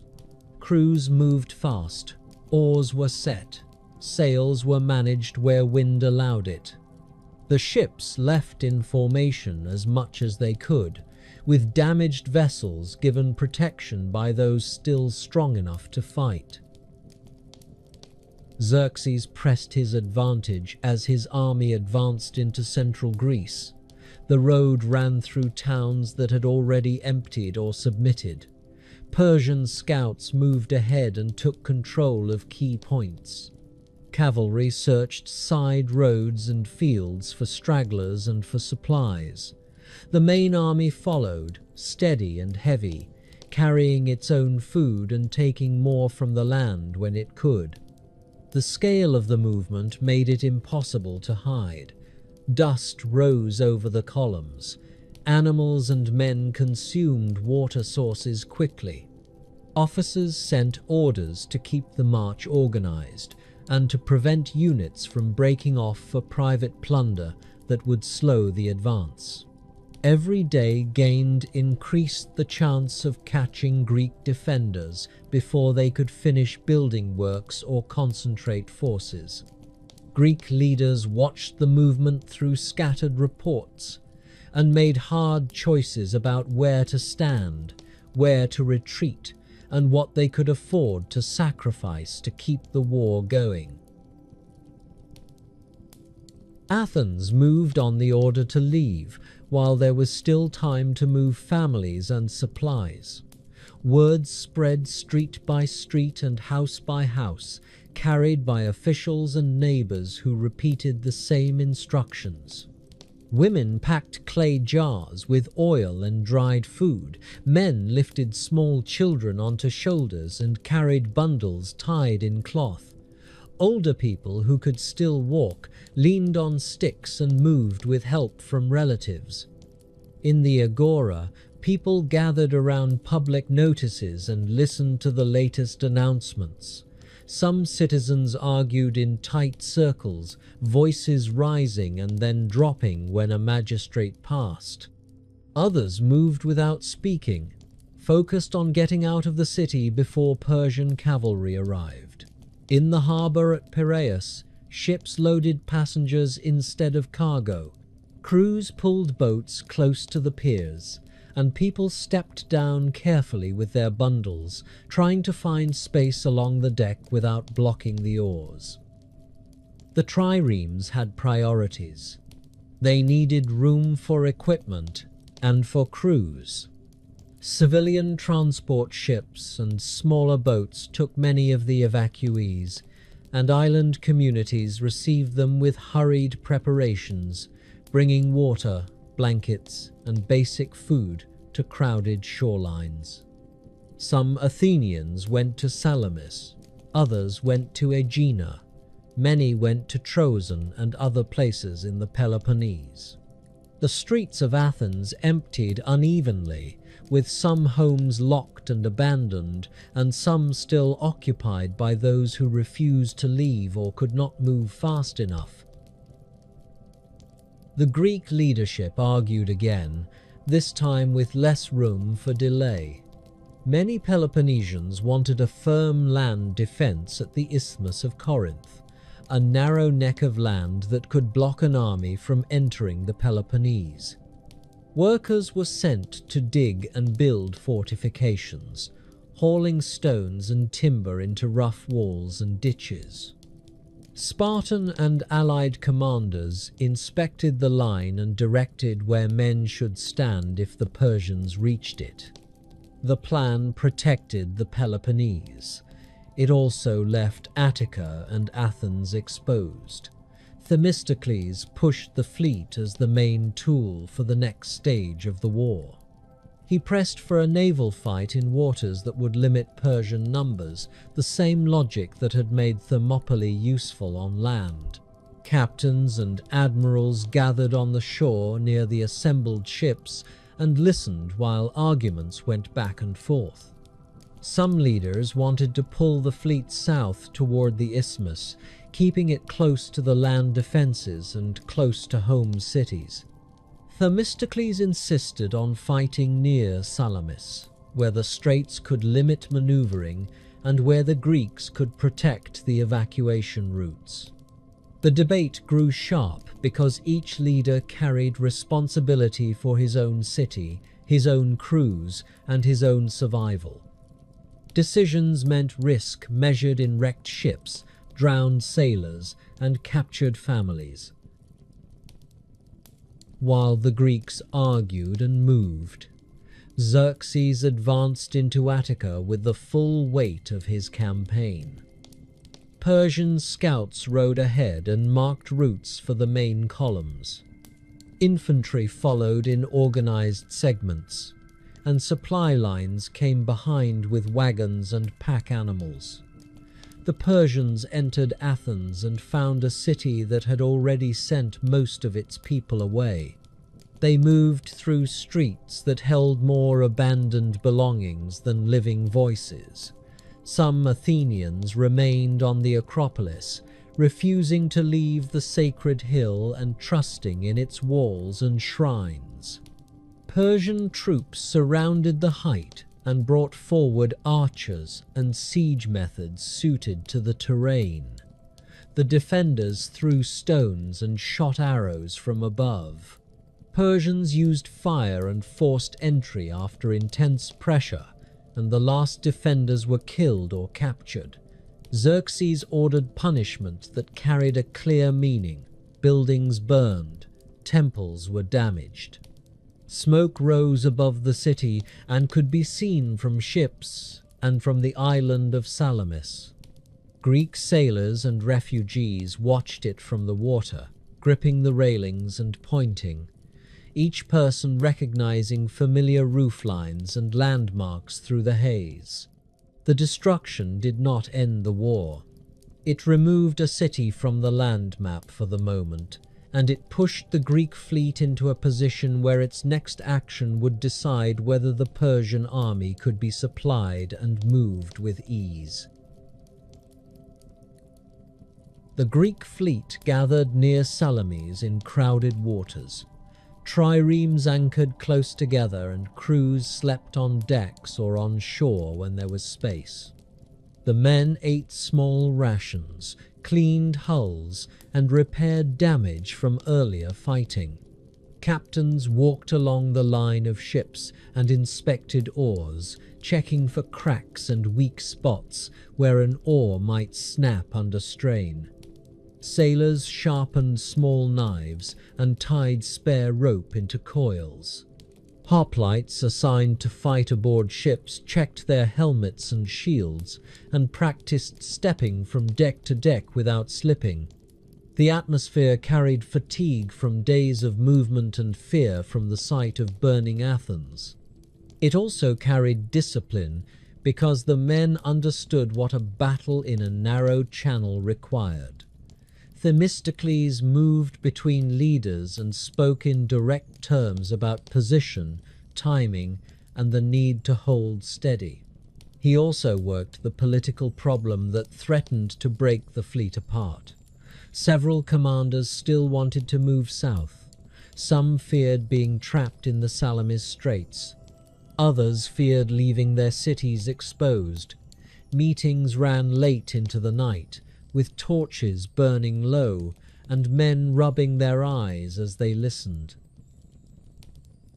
Themistocles used every tool he had, including deception, to force a fight in the waters he believed favored the Greeks. He sent a trusted messenger to Xerxes with a message crafted to provoke action. The message claimed division among the Greeks and suggested that the fleet might slip away if the Persians waited. Persian commanders already wanted a decisive naval battle that would wipe out Greek resistance and secure supply routes. Xerxes also wanted a visible victory after the delay at Thermopylae and after the storms and losses his fleet had suffered along the coast. Persian ships moved to block exits and to pressure the Greek fleet into battle. Through the night, Persian squadrons took positions at the mouths of the straits, rowing in tight groups guided by shouted commands and signal lights. Greek lookouts saw the movement and reported it along the line. The Greek commanders faced a situation where retreat became harder by the hour. Some leaders who had argued for withdrawal now had to accept the position. Orders went out along the Greek ships. Crews were woken. Oarsmen took their benches. Marines took their places on deck with helmets on and shields ready. The water around the ships filled with the sounds of wood against wood, the splash of oars being set, and the low calls of officers keeping men calm. Refugees on shore watched from behind rocks and trees, holding children close and listening for the first clash that would tell them whether they would ever see their homes again.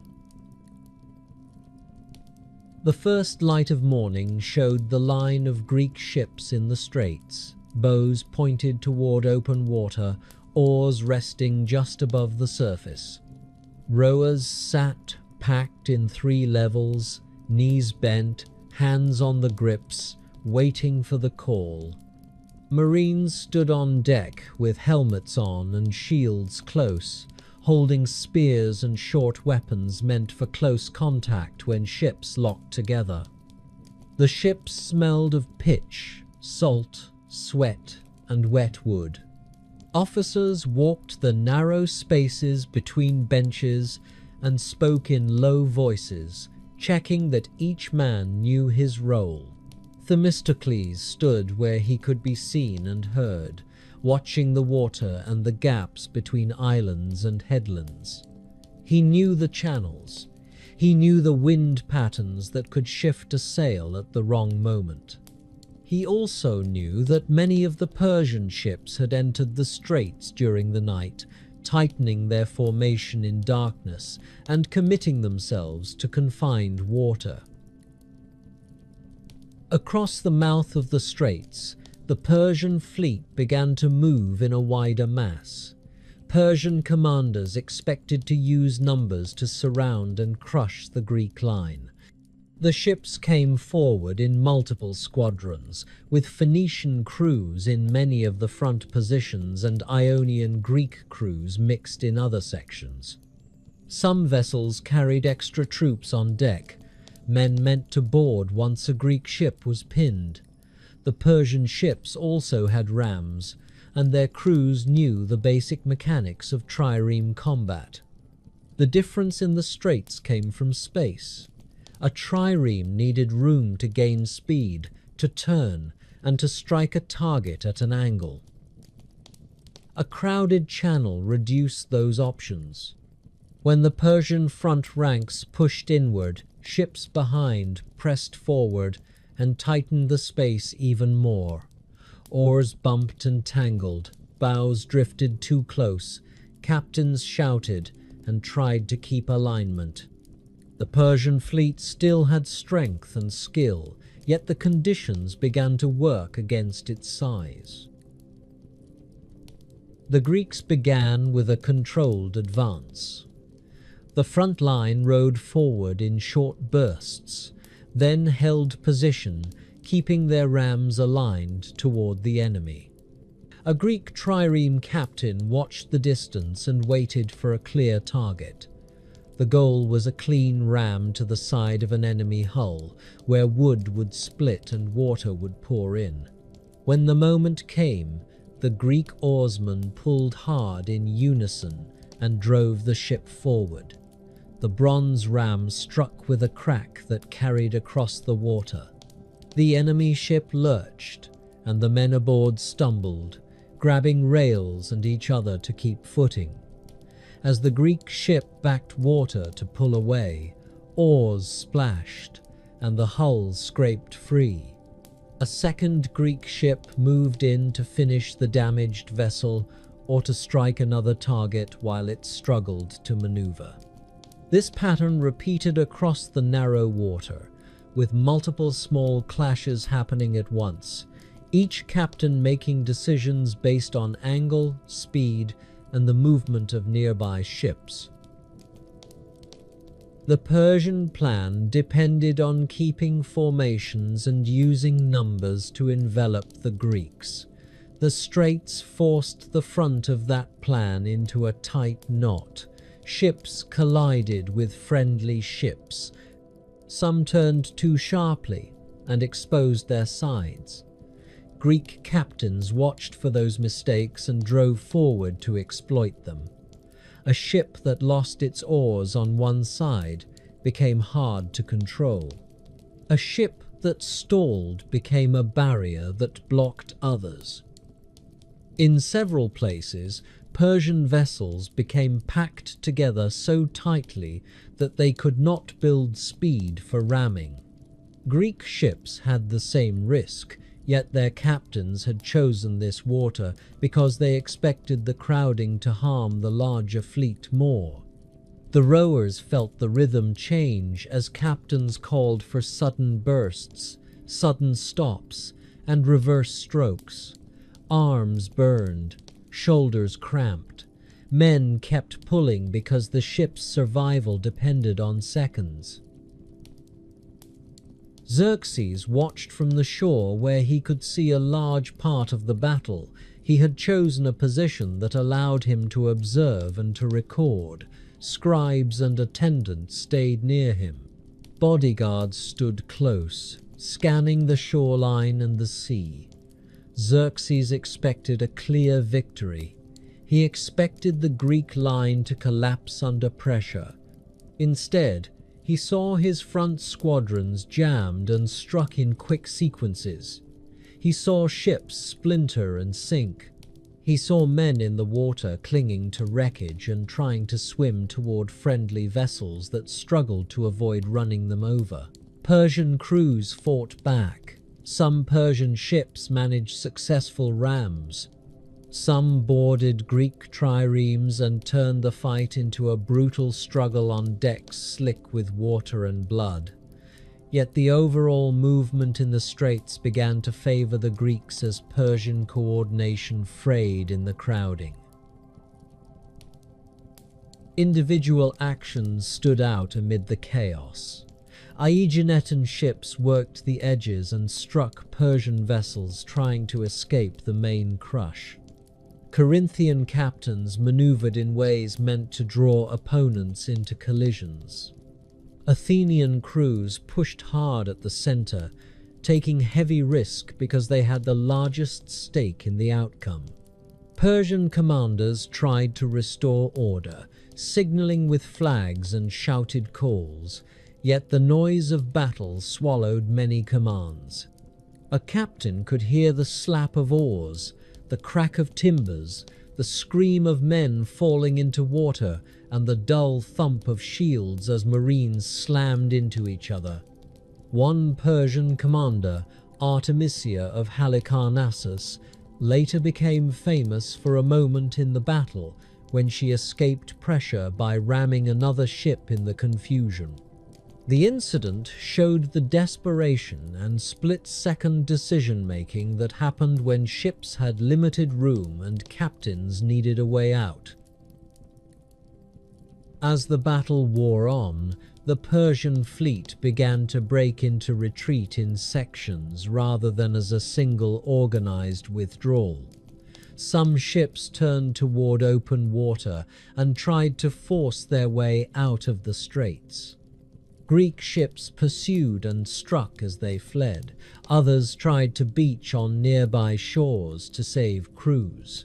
Some Persian crews abandoned damaged ships and swam.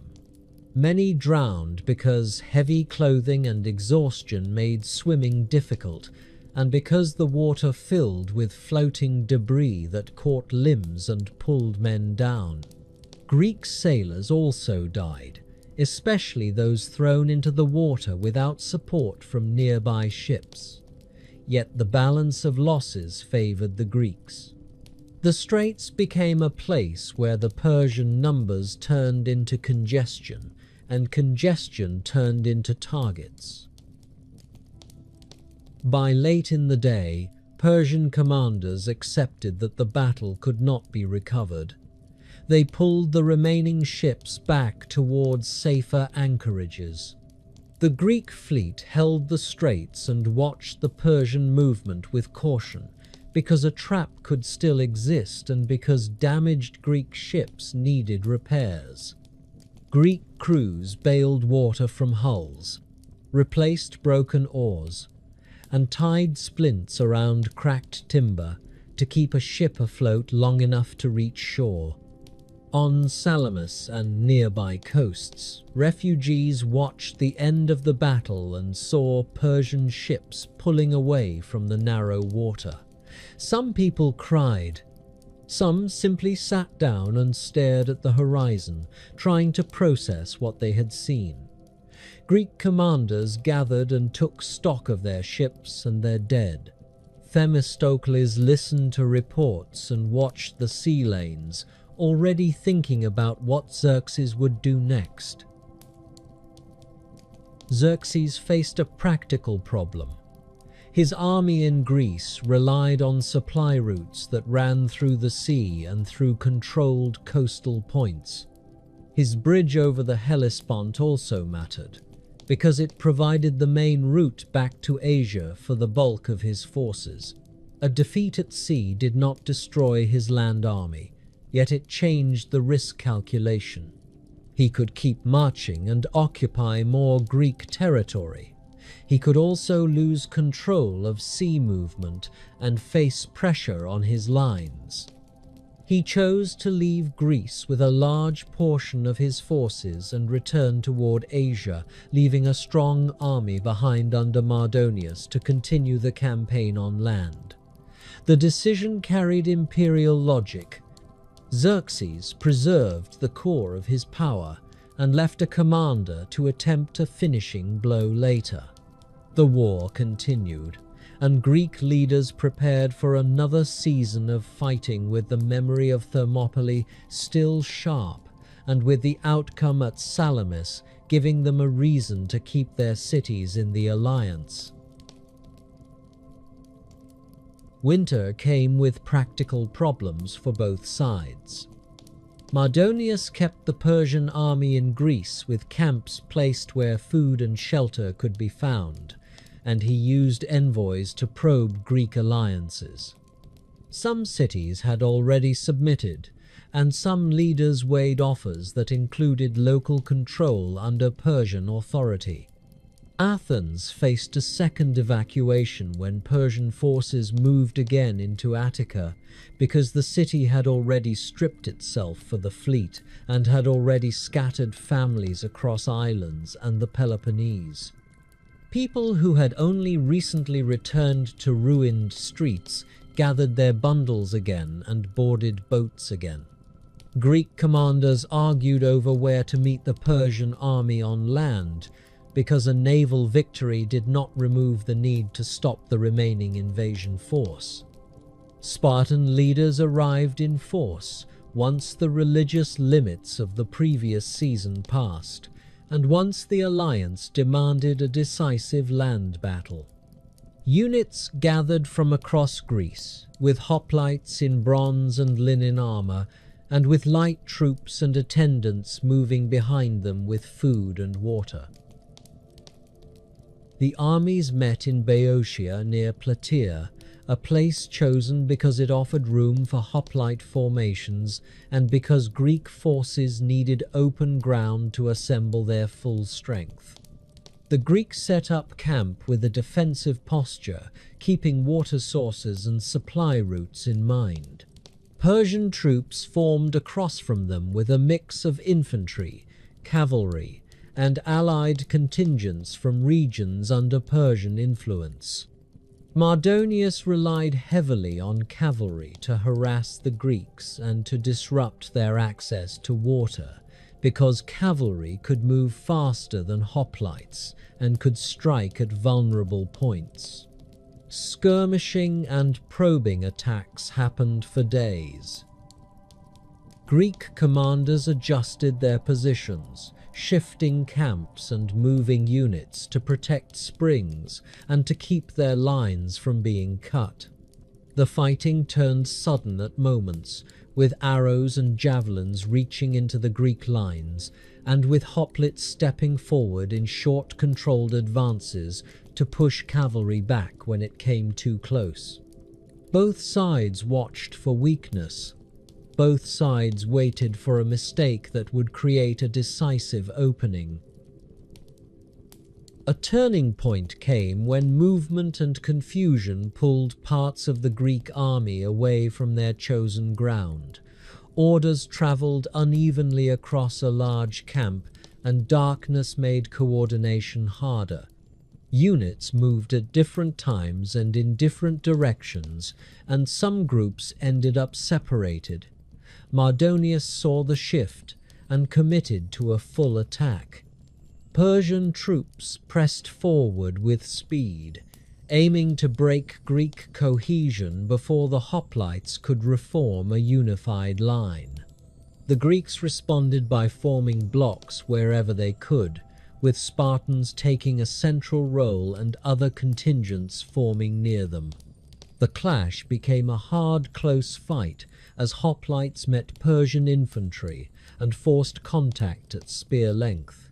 Greek shields absorbed arrows at the start, then the spear work began again, steady and repetitive. Men pushed forward in compact lines, and the battle turned on which side held formation under pressure.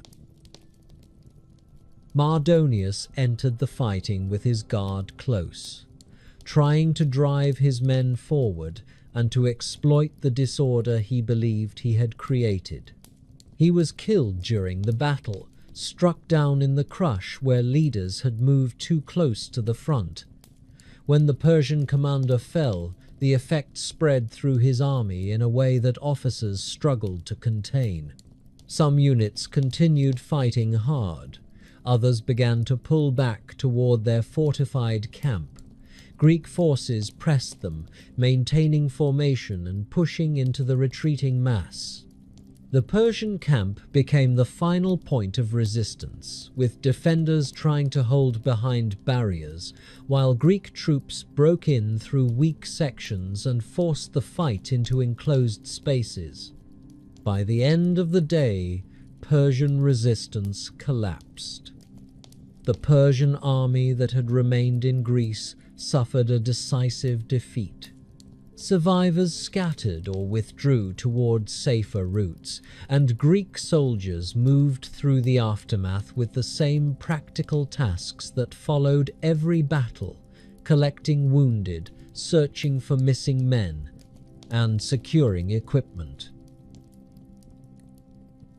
News of the land victory moved quickly, and it met other news from the Aegean.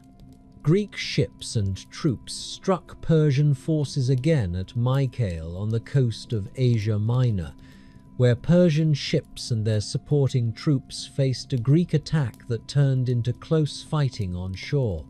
The combined effect of these victories changed the direction of the war. Persian forces withdrew from many positions in Greece, and the immediate threat of a full conquest receded. Greek cities faced the work of returning home, rebuilding, and deciding what kind of alliance would exist after shared danger. Athens began rebuilding walls and restoring public spaces, using the labor and money it could gather and using its fleet as leverage. Sparta returned to its own priorities in the Peloponnese, guarding its social system and its influence. Rivalries that had been paused during invasion returned with time, because cities still had competing interests, and because victory created new questions about leadership and power. Thermopylae remained a fixed point in memory and in politics because the details were clear and easy to repeat. A narrow pass, a small defending force, a king who stayed. The fact that the defenders included many Greeks beyond the Spartans mattered to those who knew the roster, and the Thespians carried a particular weight because they stayed with Leonidas to the end. The 300 Spartans became the most famous number because it was compact and because it fit Spartan reputation. Yet the defense began with thousands of Greeks, and Helot attendants stood close behind the Spartan line through much of the fighting. The Persian victory at the pass also did not end the war, and Greek leaders used the delay and the example to keep cities committed long enough for the fleet and the larger land army to do their work later. The story also kept its human details, including the men who survived the final stand for reasons that people could name. Aristodemus left the pass with an eye infection and orders to recover, and he returned to Sparta alive while his companions were dead. He faced harsh treatment at home, and he later fought at Plataea with intense aggression. Another Spartan, Pantites, had been sent on a message and returned after the battle to find the outcome already decided. These details stayed in the background of popular retellings, yet they mattered in Sparta because they showed how the city enforced its standards and how survival could carry consequences.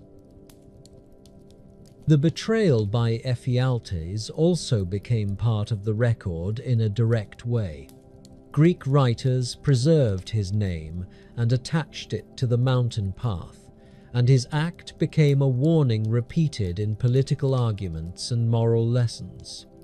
Later reports describe his death at the hands of a local man, and Greek communities treated that killing as a form of justice, even when the immediate motive involved other disputes. The landscape itself held the memory as well, because the pass remained a traveled route and people could point to the hot springs and the constricted ground where the fighting happened. Memorials were raised, including a stone inscription associated with the Spartans that gave a simple instruction to the traveler to report their obedience to Spartan law. The commemoration did not require elaborate language. A passerby could see the place, imagine the wall, and grasp the scale of the decision made there. The longer legacy grew from repetition and from the usefulness of the example. Greek leaders cited Thermopylae when they needed to argue for endurance under pressure. Later generations used it as a model of disciplined defense in a confined space. The facts that survived through writers like Herodotus provided the structure, even when numbers and speeches carried exaggeration shaped by storytelling and by the limits of sources. The core sequence stayed consistent. Xerxes advanced with a vast force. The Greeks chose a narrow choke point. The defense held for days. A mountain path was used to flank the position, and Leonidas and a group of allies stayed behind and died in close combat. The story lived because it could be told in a straight line from road to wall to final stand, and because it showed how a small group could slow a much larger army long enough for a wider coalition to organize and win later battles.